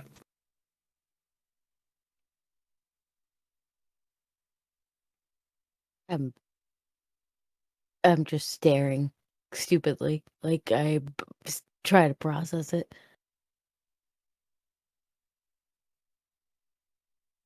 Uh,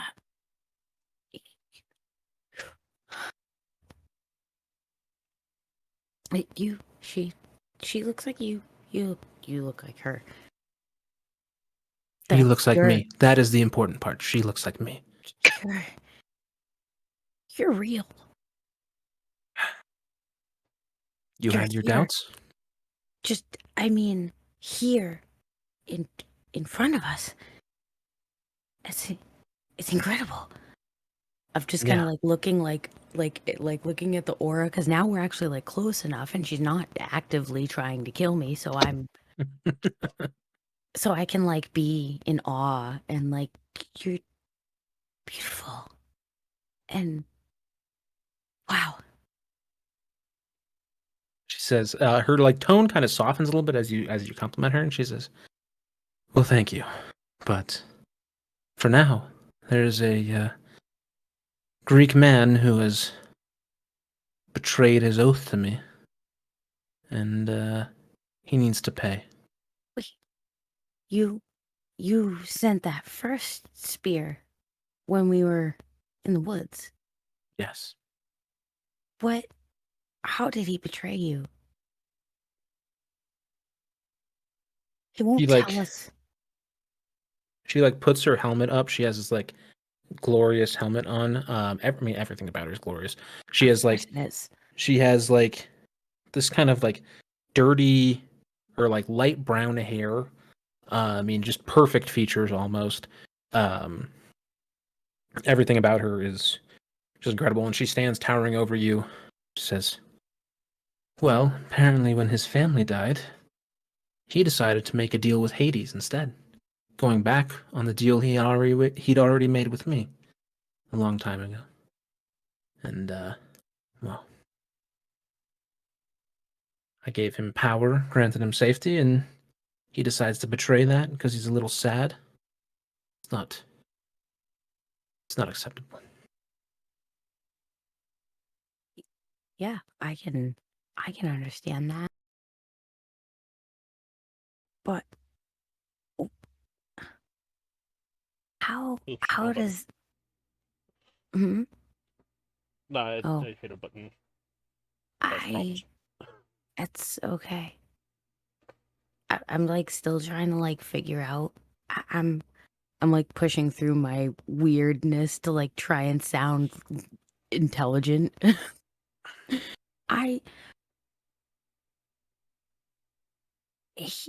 So he made a deal.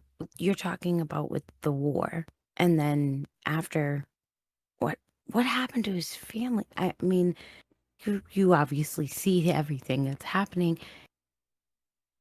What can we do? Is there anything we can do to stop the people that are hurting people? I know you're focused on his General Mesa, but I'm kind of like, I don't know. I guess I'm like channeling my inner druidic part where I'm like, she's a goddess. She can understand that I'm in pain over the sadness and everything that's happening to the people who are innocent. Mm-hmm. So I'm just kind of like, I'm not really getting the words out, but she knows what I'm trying to do or trying to say, I guess. Go ahead and make a perception check. Or persuasion check, not perception, my bad. Persuasion check is +4. So 16. 16. She says, she kind of looks at you as still kind of laying on the floor of her temple and says, "After I deliver justice, we can talk about how to help people. But right now, action must be taken." And she begins to walk out of towards the exit of the temple, towards the palace. Jax, inside the palace, you hear like this kind of commotion outside, like almost like a crash outside. And you also hear people starting to kind of like bang into the big door on the that like artisan barred. I'm gonna walk over and open it up. You walk over and open it up. Two more like people wearing matching uniforms to the two folks who were guarding the priest of Apollo, the priest from Delphi, are bursting in, and like they knock you over as like you open the door just to actually make a dex save to figure it out to resolve that. 14. 14. So they like kind of knock you back, but you're still on your feet as they're like clearly like crashing into the door as you lift the bar out. Does not appear to be the healers here yet. But two more of these bodyguards essentially come into the banquet hall, holding their spears aloft at you as well. Do I get hit on the head a little bit? No, you were able to get out of the way. Okay. Either way, the force, I feel like the force would just be enough to jog his memory of and calm him down a little bit as he's trying to like figure things out.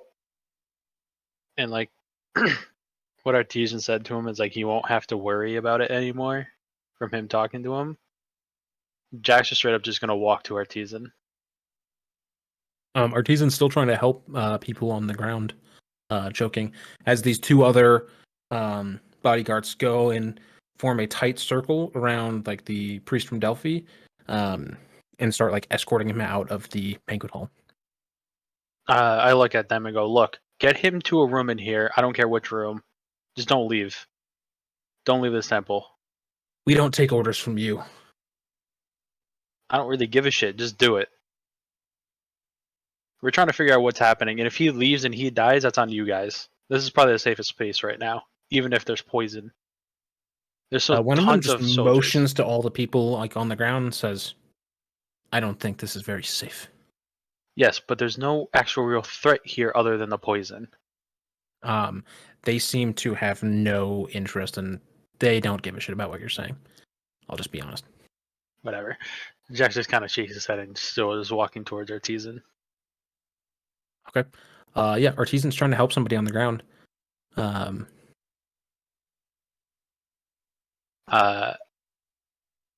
gonna walk over and just be like, "Is this what you meant? By I didn't have to worry about it?" He looks shocked and insulted as you say that. No, this is not what I fucking meant. I meant I was going to leave and deal with my problems on my own. Not this. I don't know. You became all like sad and shit, which totally understand. Don't get me wrong, but I like, became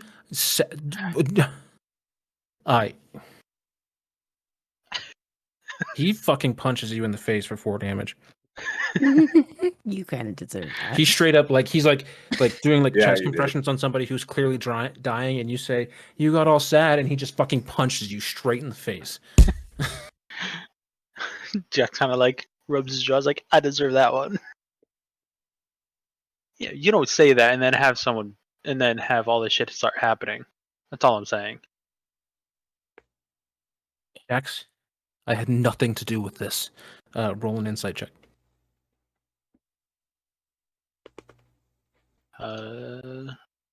Insight, where are you? 15. He's telling the truth, man. He you can see his pupils are dilated. He has genuine feelings of shock and just trying to panic and figure out what everything is going on here. As the 4 large guards and the priest of Delphi leave the room,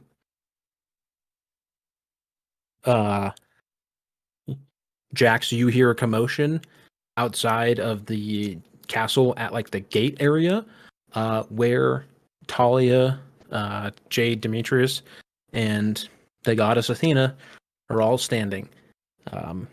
Athena walks straight up to the gate, ignoring the guards, and just punches it down. And just says, "Where are they in the castle?" Turns to one of you. Wherever they were having the dinner thing, I don't know. Okay. She marches like under the stairs toward the banquet hall. The three of you go ahead and make perception checks. Oh boy. And at this point, I think I just try to go back to like trying to heal people. 5. That's the worst one I've had all night. 18. That's pretty good. 10. So Talia and Demetrius or Jade, you guys are like talking to the guards, like finding out what happened. And apparently, like there's some incident in the mess hall or in the banquet hall. Demetrius, you clock 5 people going away from the banquet hall up the stairs to the throne room area. It's these 4 like bodyguard folks, and this what appears to be a priest in the middle, who's dressed fancier than all of them. But Athena storms under the stairs towards the banquet hall, where you guys all connect with Jax in there, and Artisan.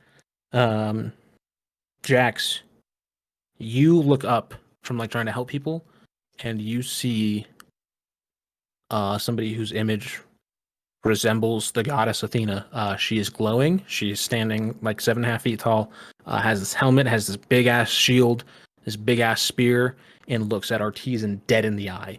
What are you doing? Kind of in awe, but I see Athena, and I kind of look at her and go, Athena, you could use some help. She is. I know you Like- don't really care about us humans, to be honest, sometimes. But if you really, really wanted to like cement your legacy right here, right now, helping these poor humans, Make a persuasion check. It's the guy with 7 fucking charisma we're gonna ask to do a fucking Right? I'll even say roll with advantage, because the priest of Athena is like begging, as well. natty 20. Oh, Just gotta stop rolling. lucky So son good. of a bitch. Lucky. Natty 20, and my other one was a natty 1. Oh my god. Yeah. So the priest, like you One start, and second she to the seems. other. I can't beat that. So you start begging, and she seems to have no interest in what you're saying. She seems to not be listening at all. The priest then joins in and is like, "Oh, my goddess, please, friends, councils, important people for the safety of all of the Greek people need your help, please." She appears on the face to have she's no visible interest in what you're saying, but you see she like kind of subtly smacks her shield on the ground, and you see like 4 golden pots with a water that kind of like sparkles kind of apparate at her feet as she starts walking towards Artisan. Demetrius, are you doing anything as you see the people, or is Talia and Jade, are you guys doing anything in the palace elsewhere? No, I mean I thought we were following Athena. I was pretty sure we were just supposed to follow her. I was under the same impression. I'm kind of following behind Athena and just like trying to see if I can see where those 5 people are going. They were going up the stairs towards the throne room. Because you missed like part of because you weren't here for everything that's happened, you don't know for sure what's going on. But they seem to be retreating from this like crowd of people poisoning. Poison seemed relatively healthy. And yeah, we're just getting away from this room. I mean, I'm interested in these the pots that just appeared. Well, Demetrius asked Jax also, like, are we sending the people that are okay up to the throne room? Because I saw people running up that way. No, that's where the king is. As Jax just starts taking off. Everybody roll initiative. Ah. Hell yeah, let's get this done. Hey, first roll bad.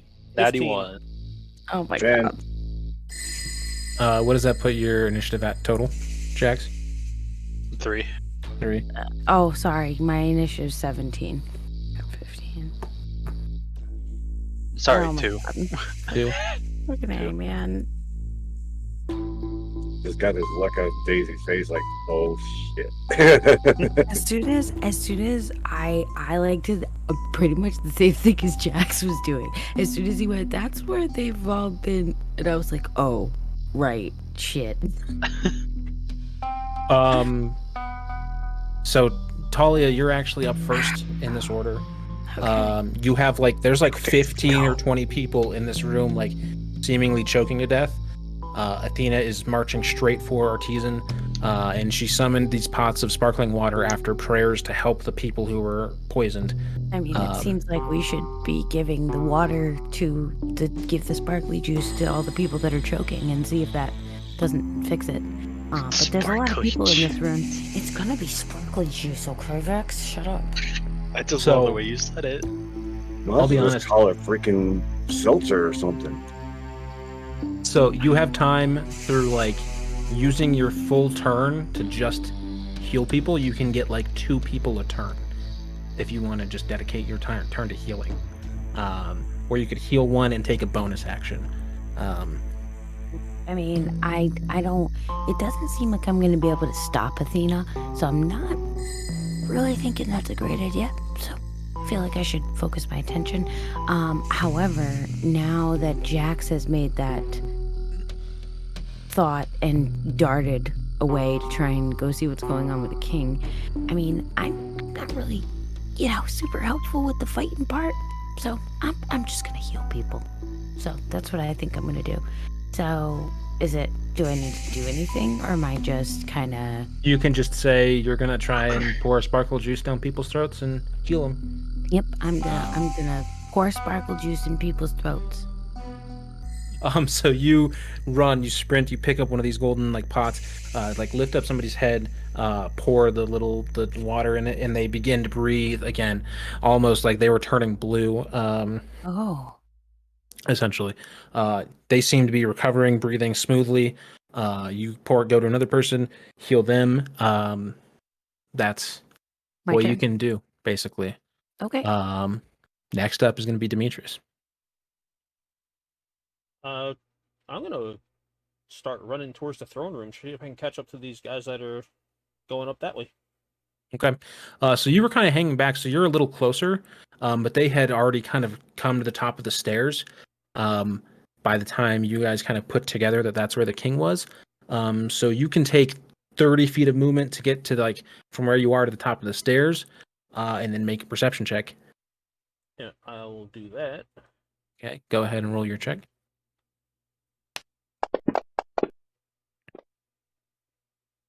$18 on perception. These 4 soldiers have already killed 6 guards that were up here protecting the king, and the king is on the ground, barely breathing. All right, so I'm gonna yell down to the rest of the party, going I need a bit of help up here. And Bring sparkle juice. how far away from me are these guys? So they're all the way at the other side of the throne room, probably 60 feet from where you are right now. 60 feet.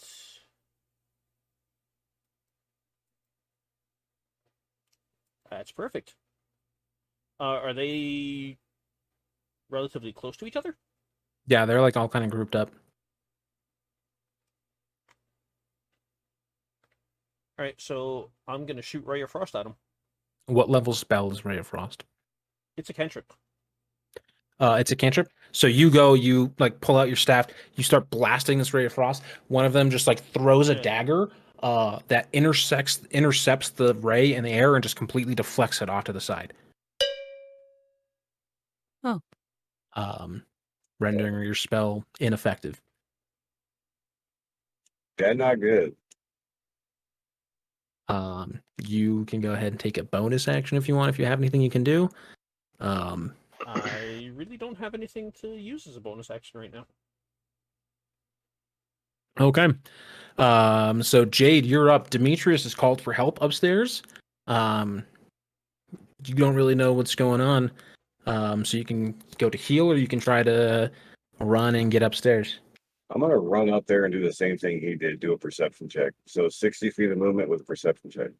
Okay, so you were a little further into the room, so you full dash up the stairs. Go ahead and make your perception check. Yeah, -1 on perception. And then you use it. Sure.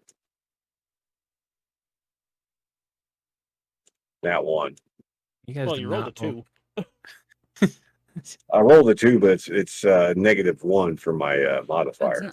Maybe it's So you like come up there, run up the stairs, and see this like ice beam hit the wall, but you don't really see what's going on up there. You do have ranger spells now because we leveled up last session, so I put your level in ranger. So you could like cast Hunter's Mark or Hail of Thorns as a bonus action if you want. Like, what am I shooting at though? Well, you're just ready for combat. I guess we'll just start Hunter's Mark right now. Okay. So you go throw Hunter's Mark. Jax and Talia, you see Artisan just sprint for the cliff face, or for the balcony at the far end of the room away from Athena. And he gets to it in this turn.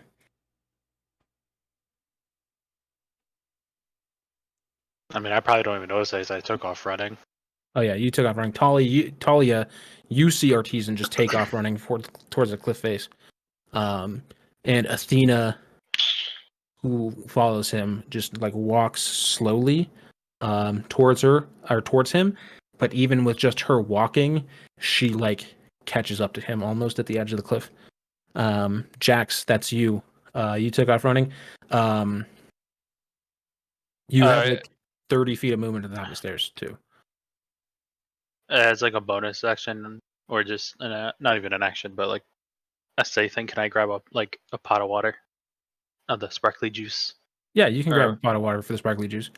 So that basically, if you grab the sparkly water, you could just get to the top of the stairs this turn. All right, so I'll get there, and then I'll cast spiritual weapon in front of Theseus. Okay, tell me what spiritual weapon does. You create a floating spiritual weapon within range that lasts for the duration or until you cast the spell again. When you cast a spell, you can make a melee spell attack against a creature within 5 feet of the weapon. On hit, the target takes force damage equal to 1d8 plus your spellcasting modifier. And then as a bonus action, I can move it up to 20 feet. Okay, so you cast this spiritual weapon here in the middle of like this crowd. If you want to go ahead and make an attack roll, you can. I definitely will. Who's ever the closest? Okay. It's going to be a 17. A 17 on. Do you want to go for like the priest dude or one of his bodyguards? Pay no attention to their names. For the priest dude. Okay. 17 is going to hit him. Okay. 1d8 plus my spellcasting modifier, which is wisdom. 7 plus 2, 9. Okay. 9 damage to the priest. Seems to shrug it off. And that's your turn. And as I kind of get there, I'm like, back off. You say back off. That's great, man. That's really threatening. I tell you what. So you see actually at the end of the round, Talia, you're the only one still down in the scene. You see like 5 of the people who were choking stop moving completely. At the end of the round, there then all 4 of the bodyguards seem to like surround and form a barrier around the priest guy as he like starts like chanting something. And then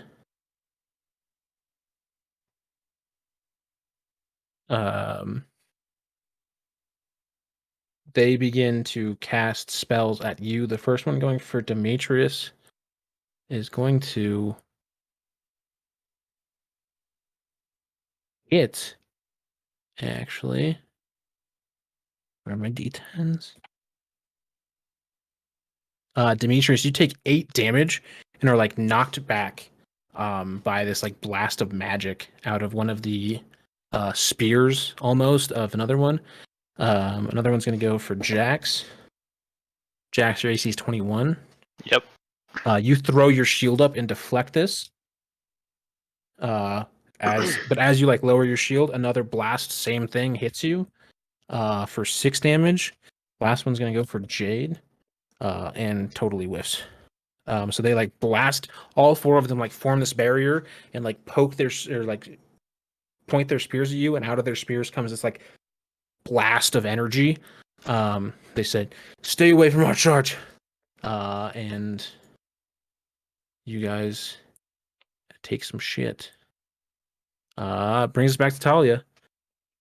All right, well, a bunch of guys aren't moving, so I guess I can try and move faster. Is there anybody in particular in that room, like, or any of the like super important looking priests in that room as well, or have most of those people kind of moved out?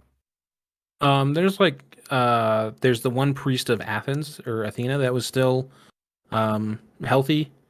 And there's like a couple other smaller priests that you don't really recognize, don't seem super important, and then just people choking to death. Yeah, I mean, I want to save the people that are choking.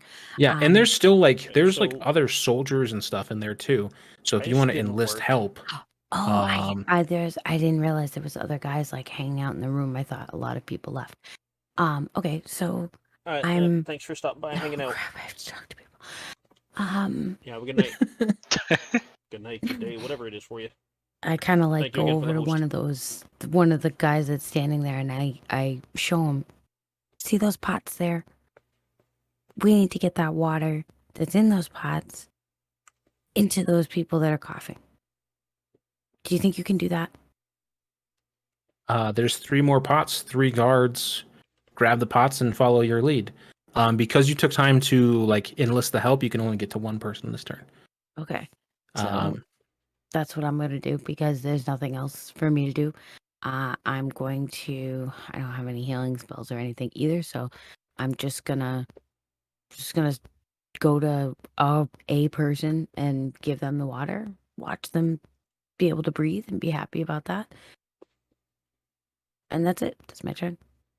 You rescue another person on your initiative. The other 3 guards are going to go and get 6 more people. So there is, you save 3, 9, and 5 are dead. So there's 6 people left. Hopefully they don't roll bad this turn. Cool. Demetrius, that's you, man. All right. Ice didn't work on these guys. So, next option. Too far away for that.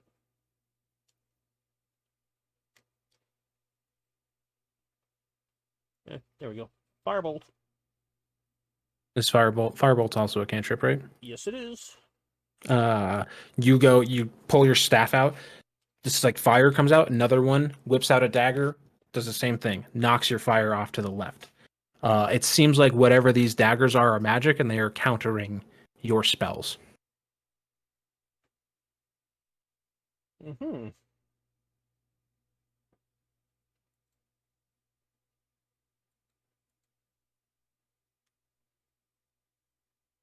Okay. Well, that's all I can do then. Because I don't have, like I said, I don't have any bonus actions.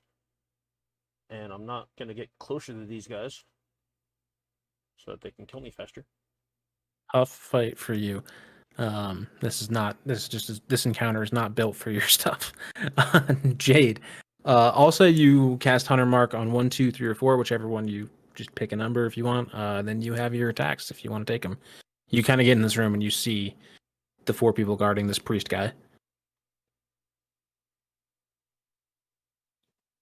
So are they around the priest guy? Like the priest is in the middle circle? Yeah. Okay, the closest to me, say like the front two, which ones are together? We'll say 1 and 2. Say 1 and 2. Okay. Disengage Hunter's Mark.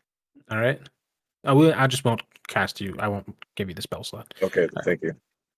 Hail of Thorns on 1 and 2. They need to make deck saves. Okay.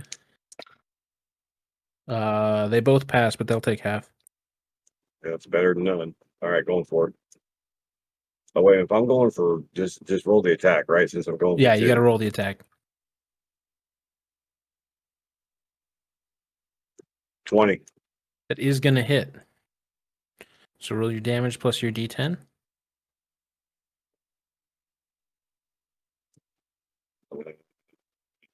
14 total. 14 total. 9.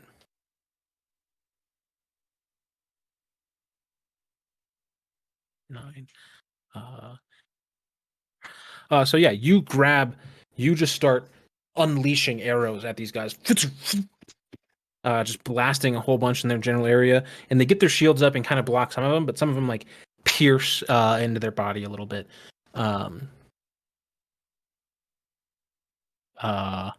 Talia is still in the room. You see Artisan just leap off the fucking balcony. And Athena, like right after him, kind of like looks down over it and like sighs almost. Jax, that's you, man. I'm gonna put down the pot of water real quick, just so it doesn't break or spill. Mhm. And then I'm gonna take off and get close to them. Okay. As I do, I'm just gonna cast Divine Favor on myself, and then as a bonus action, I'm just gonna move the spiritual weapon right above the priest guy and attack again with it. Okay.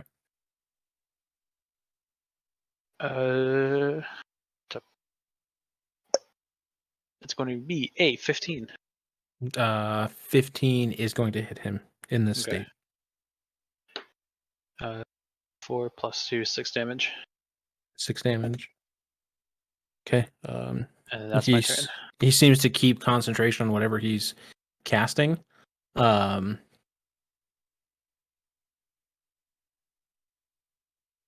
Talia, you see like 3 more of the people down in the room in the banquet hall stop breathing. That's not good. Jax, as you moved close, some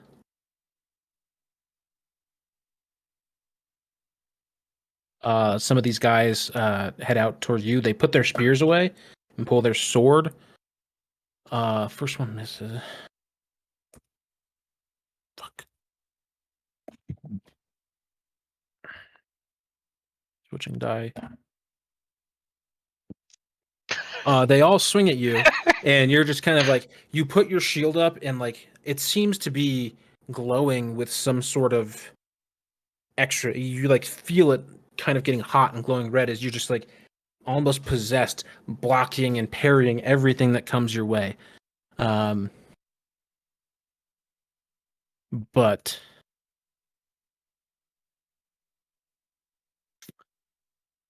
you see that there's like a radius of purple energy surrounding the priest and extending to all of them, and like their bodies in physical form almost start disappearing from view right now. Talia, that's you and your people left in the room. There's 3 people still breathing that were poisoned. I feel like the guys here can do that, can take care of that. I'm gonna. I don't even know what. There's nothing I can do about the situation with General Mesa. He just yeeted himself off the side of the palace, and Athena obviously knows she's not gonna be able to get her vengeance, or however you want to call it. I don't know where anybody else is. So I guess I just start kind of like looking around while I tell the other guys, there's 3 more over there. Go help them. I need to go figure out where everybody else is. So I'm kind of just like starting to leave and figure out where the guys went. So you like run out of the banquet hall, and you see like your friends kind of at the top of the stairs, or your party at the top of the stairs, All right. up by the throne room. Okay. Well, I'm gonna do. Would you say that was 30? It was 30 to get out of the room. You can't get up the stairs without taking a dash. Okay. Can I see anything from the bottom of the stairs or no? Not in the throne room. No. Okay. All right. Well, then I guess I'll just use my dash because I wasn't gonna be able to do anything anyway. So I'll just use that. Get at least to the top of the stairs so I can see what's happening. Yeah, you get to the top of the stairs and you see that there's like purple energy. Jax is tangled up with a bunch of people. Jade and Demetrius are both like trying to do damage from far away. And like there's a bunch of guards that were like Athenian soldiers and stuff, just totally like lying on the ground dead. Surrounding where Jax said Theseus was being taken. So, Demetrius, you're up, man.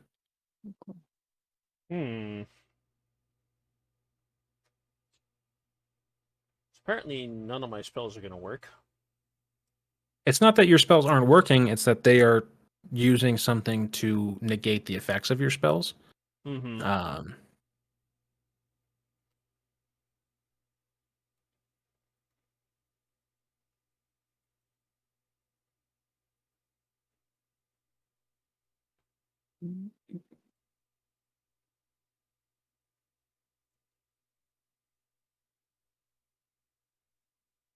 Let's go with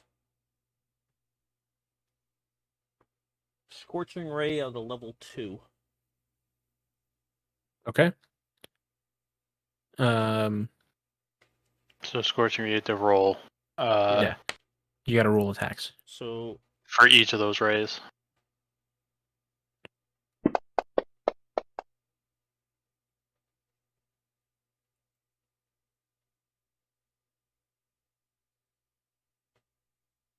oh, 3 rays. Okay. So 15. So you rolled 15.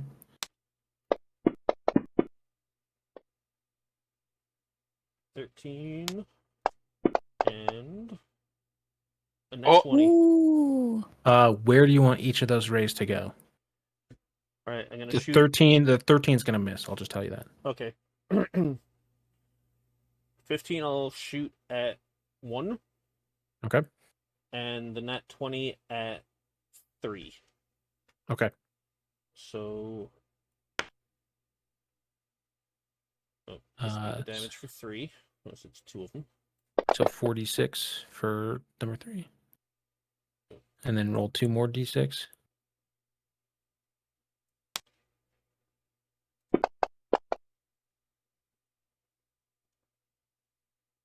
So 13 total on 3.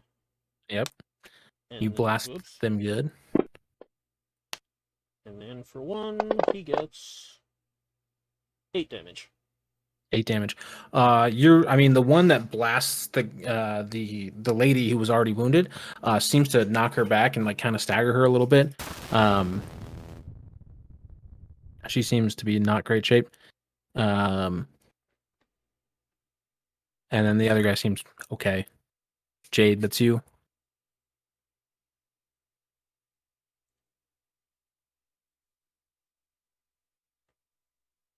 All right. Hail of Thorns is on cooldown, I'm guessing. I'm pretty sure It you says have up to- one. You have a spell slot left if you want to use it. Hunter's Mark and number 1. Okay. You Hunter's Mark number 1. 18. 18. You do hit. 3 and a D6, right? So you roll 6 damage on the hit. And yeah, roll your d6. 11 total. 11 total damage. So you find an opening, your expert marksman skills go, you loose an arrow, flies right into her neck, and she falls over dead, or she falls down. Hey, yeah. This dude's gone. Let's see what he does. He does really good. Perfect. Nobody else in the banquet hall. Jax, you're up. I'm going to attack.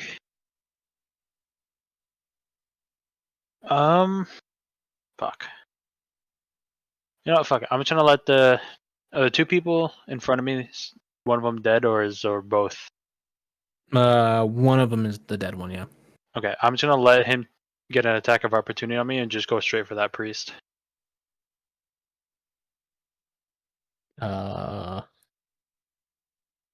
He hits you.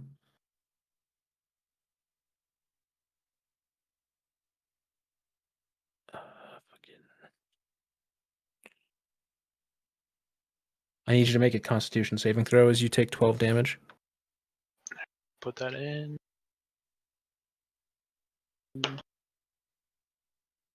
16 plus 3, so 19.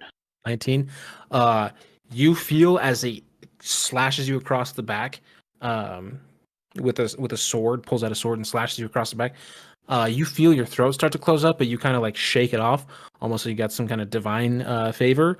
And you go for the priest. Go ahead and make your attack roll.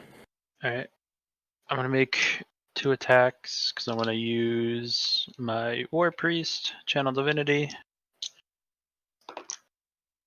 One's going to be a 20, not natty, 30, 20, and then another's going to be a 16. Both are going to hit. All right.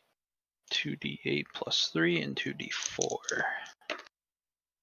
4, 7. 7 on the first plus 4, so 11. And then 3 plus 6 plus 9 damage. So what? 20 damage altogether? And 7 of that is radiant damage. Okay. Looks affected by it, but still is channeling this spell, unfortunately. And at the end of your turn, as you go all out, swinging your hammer, charging in full go, you blast into him. Surprisingly, for like an old figure, steadies its body, stays strong. And then its body, the bodies of the 4 bodyguards, including the one who fell, and King Theseus, which were all fading out of like view, disappear. You guys are alone in the throne room. There are several corpses of dead Athenian soldiers on the ground. Athena storms up the stairs, says, "What happened here?" And that's where we'll end our session. God damn it. Wow. Damn. She's so scary. It's intimidating. I shouldn't She's say it's scary. It's intimidating. She fucking cursed a person as soon as she saw you guys. Yeah. I mean, it was scary. It was Can't creepy. wait to meet fucking Ares. Lord. I'm kind of curious what would happen to that poor girl now. Like, also, why her ass? There is a reason. There's 100% a valid reason. That's, you just can't tell me right now. I'm not gonna tell you. If you want to look, I can't stop you from Googling anything. But Okay, well, yeah, I'm gonna look at that because now I want to know, because it was intriguing about the hands, which the hands I got because that was like the, that was what she was doing it with. That's what she was actually using, and the only thing I could think about her ass is so she can't sit. But I'm gonna be honest. If you Google Athena ass story, you're not gonna get what you're looking for.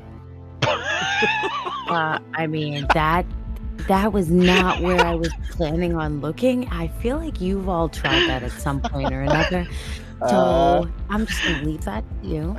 I'm gonna Google not that and try and see if I can't figure something out. But Watch, she Googles it anyway just to see what we're talking about. listen, all right? I don't, you know, whatever. I don't need this shit. I'm just trying to be smart and figure some stuff out.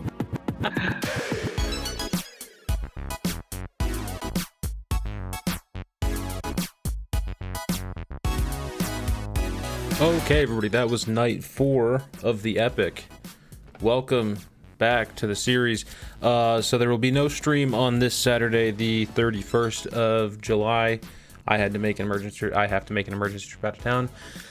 So we will be back on the 7th of August. Hope you guys enjoyed the session. You can follow us on Twitter at Erdipod, IRDPOD. Follow us on Instagram at 88sterlingdice and TikTok at 88sterlingdice. I promise I'll be more consistent with posts there eventually. As always, I am Mimic the Idiot. I am your Dungeon Master. I'm playing with Daisy Cakes, who plays Talia, Play the Fool, who plays Demetrius Longwing, Jimmy, who plays Jade Dragonborn, and Vex, who plays Jax Karn. Check out the streams. We stream live most Saturdays at 6 p.m. Mountain Time at Twitch channels linked in the description below. And you can catch up on new episodes of the podcast and the show on our YouTube channel every Friday that we have an episode. So that's great. You can tweet about the show using hashtag Erdpod. That's IRDPOD. We appreciate you. Hope you guys are enjoying the new season so far. I think we're really starting to hit the mark. Have a good one.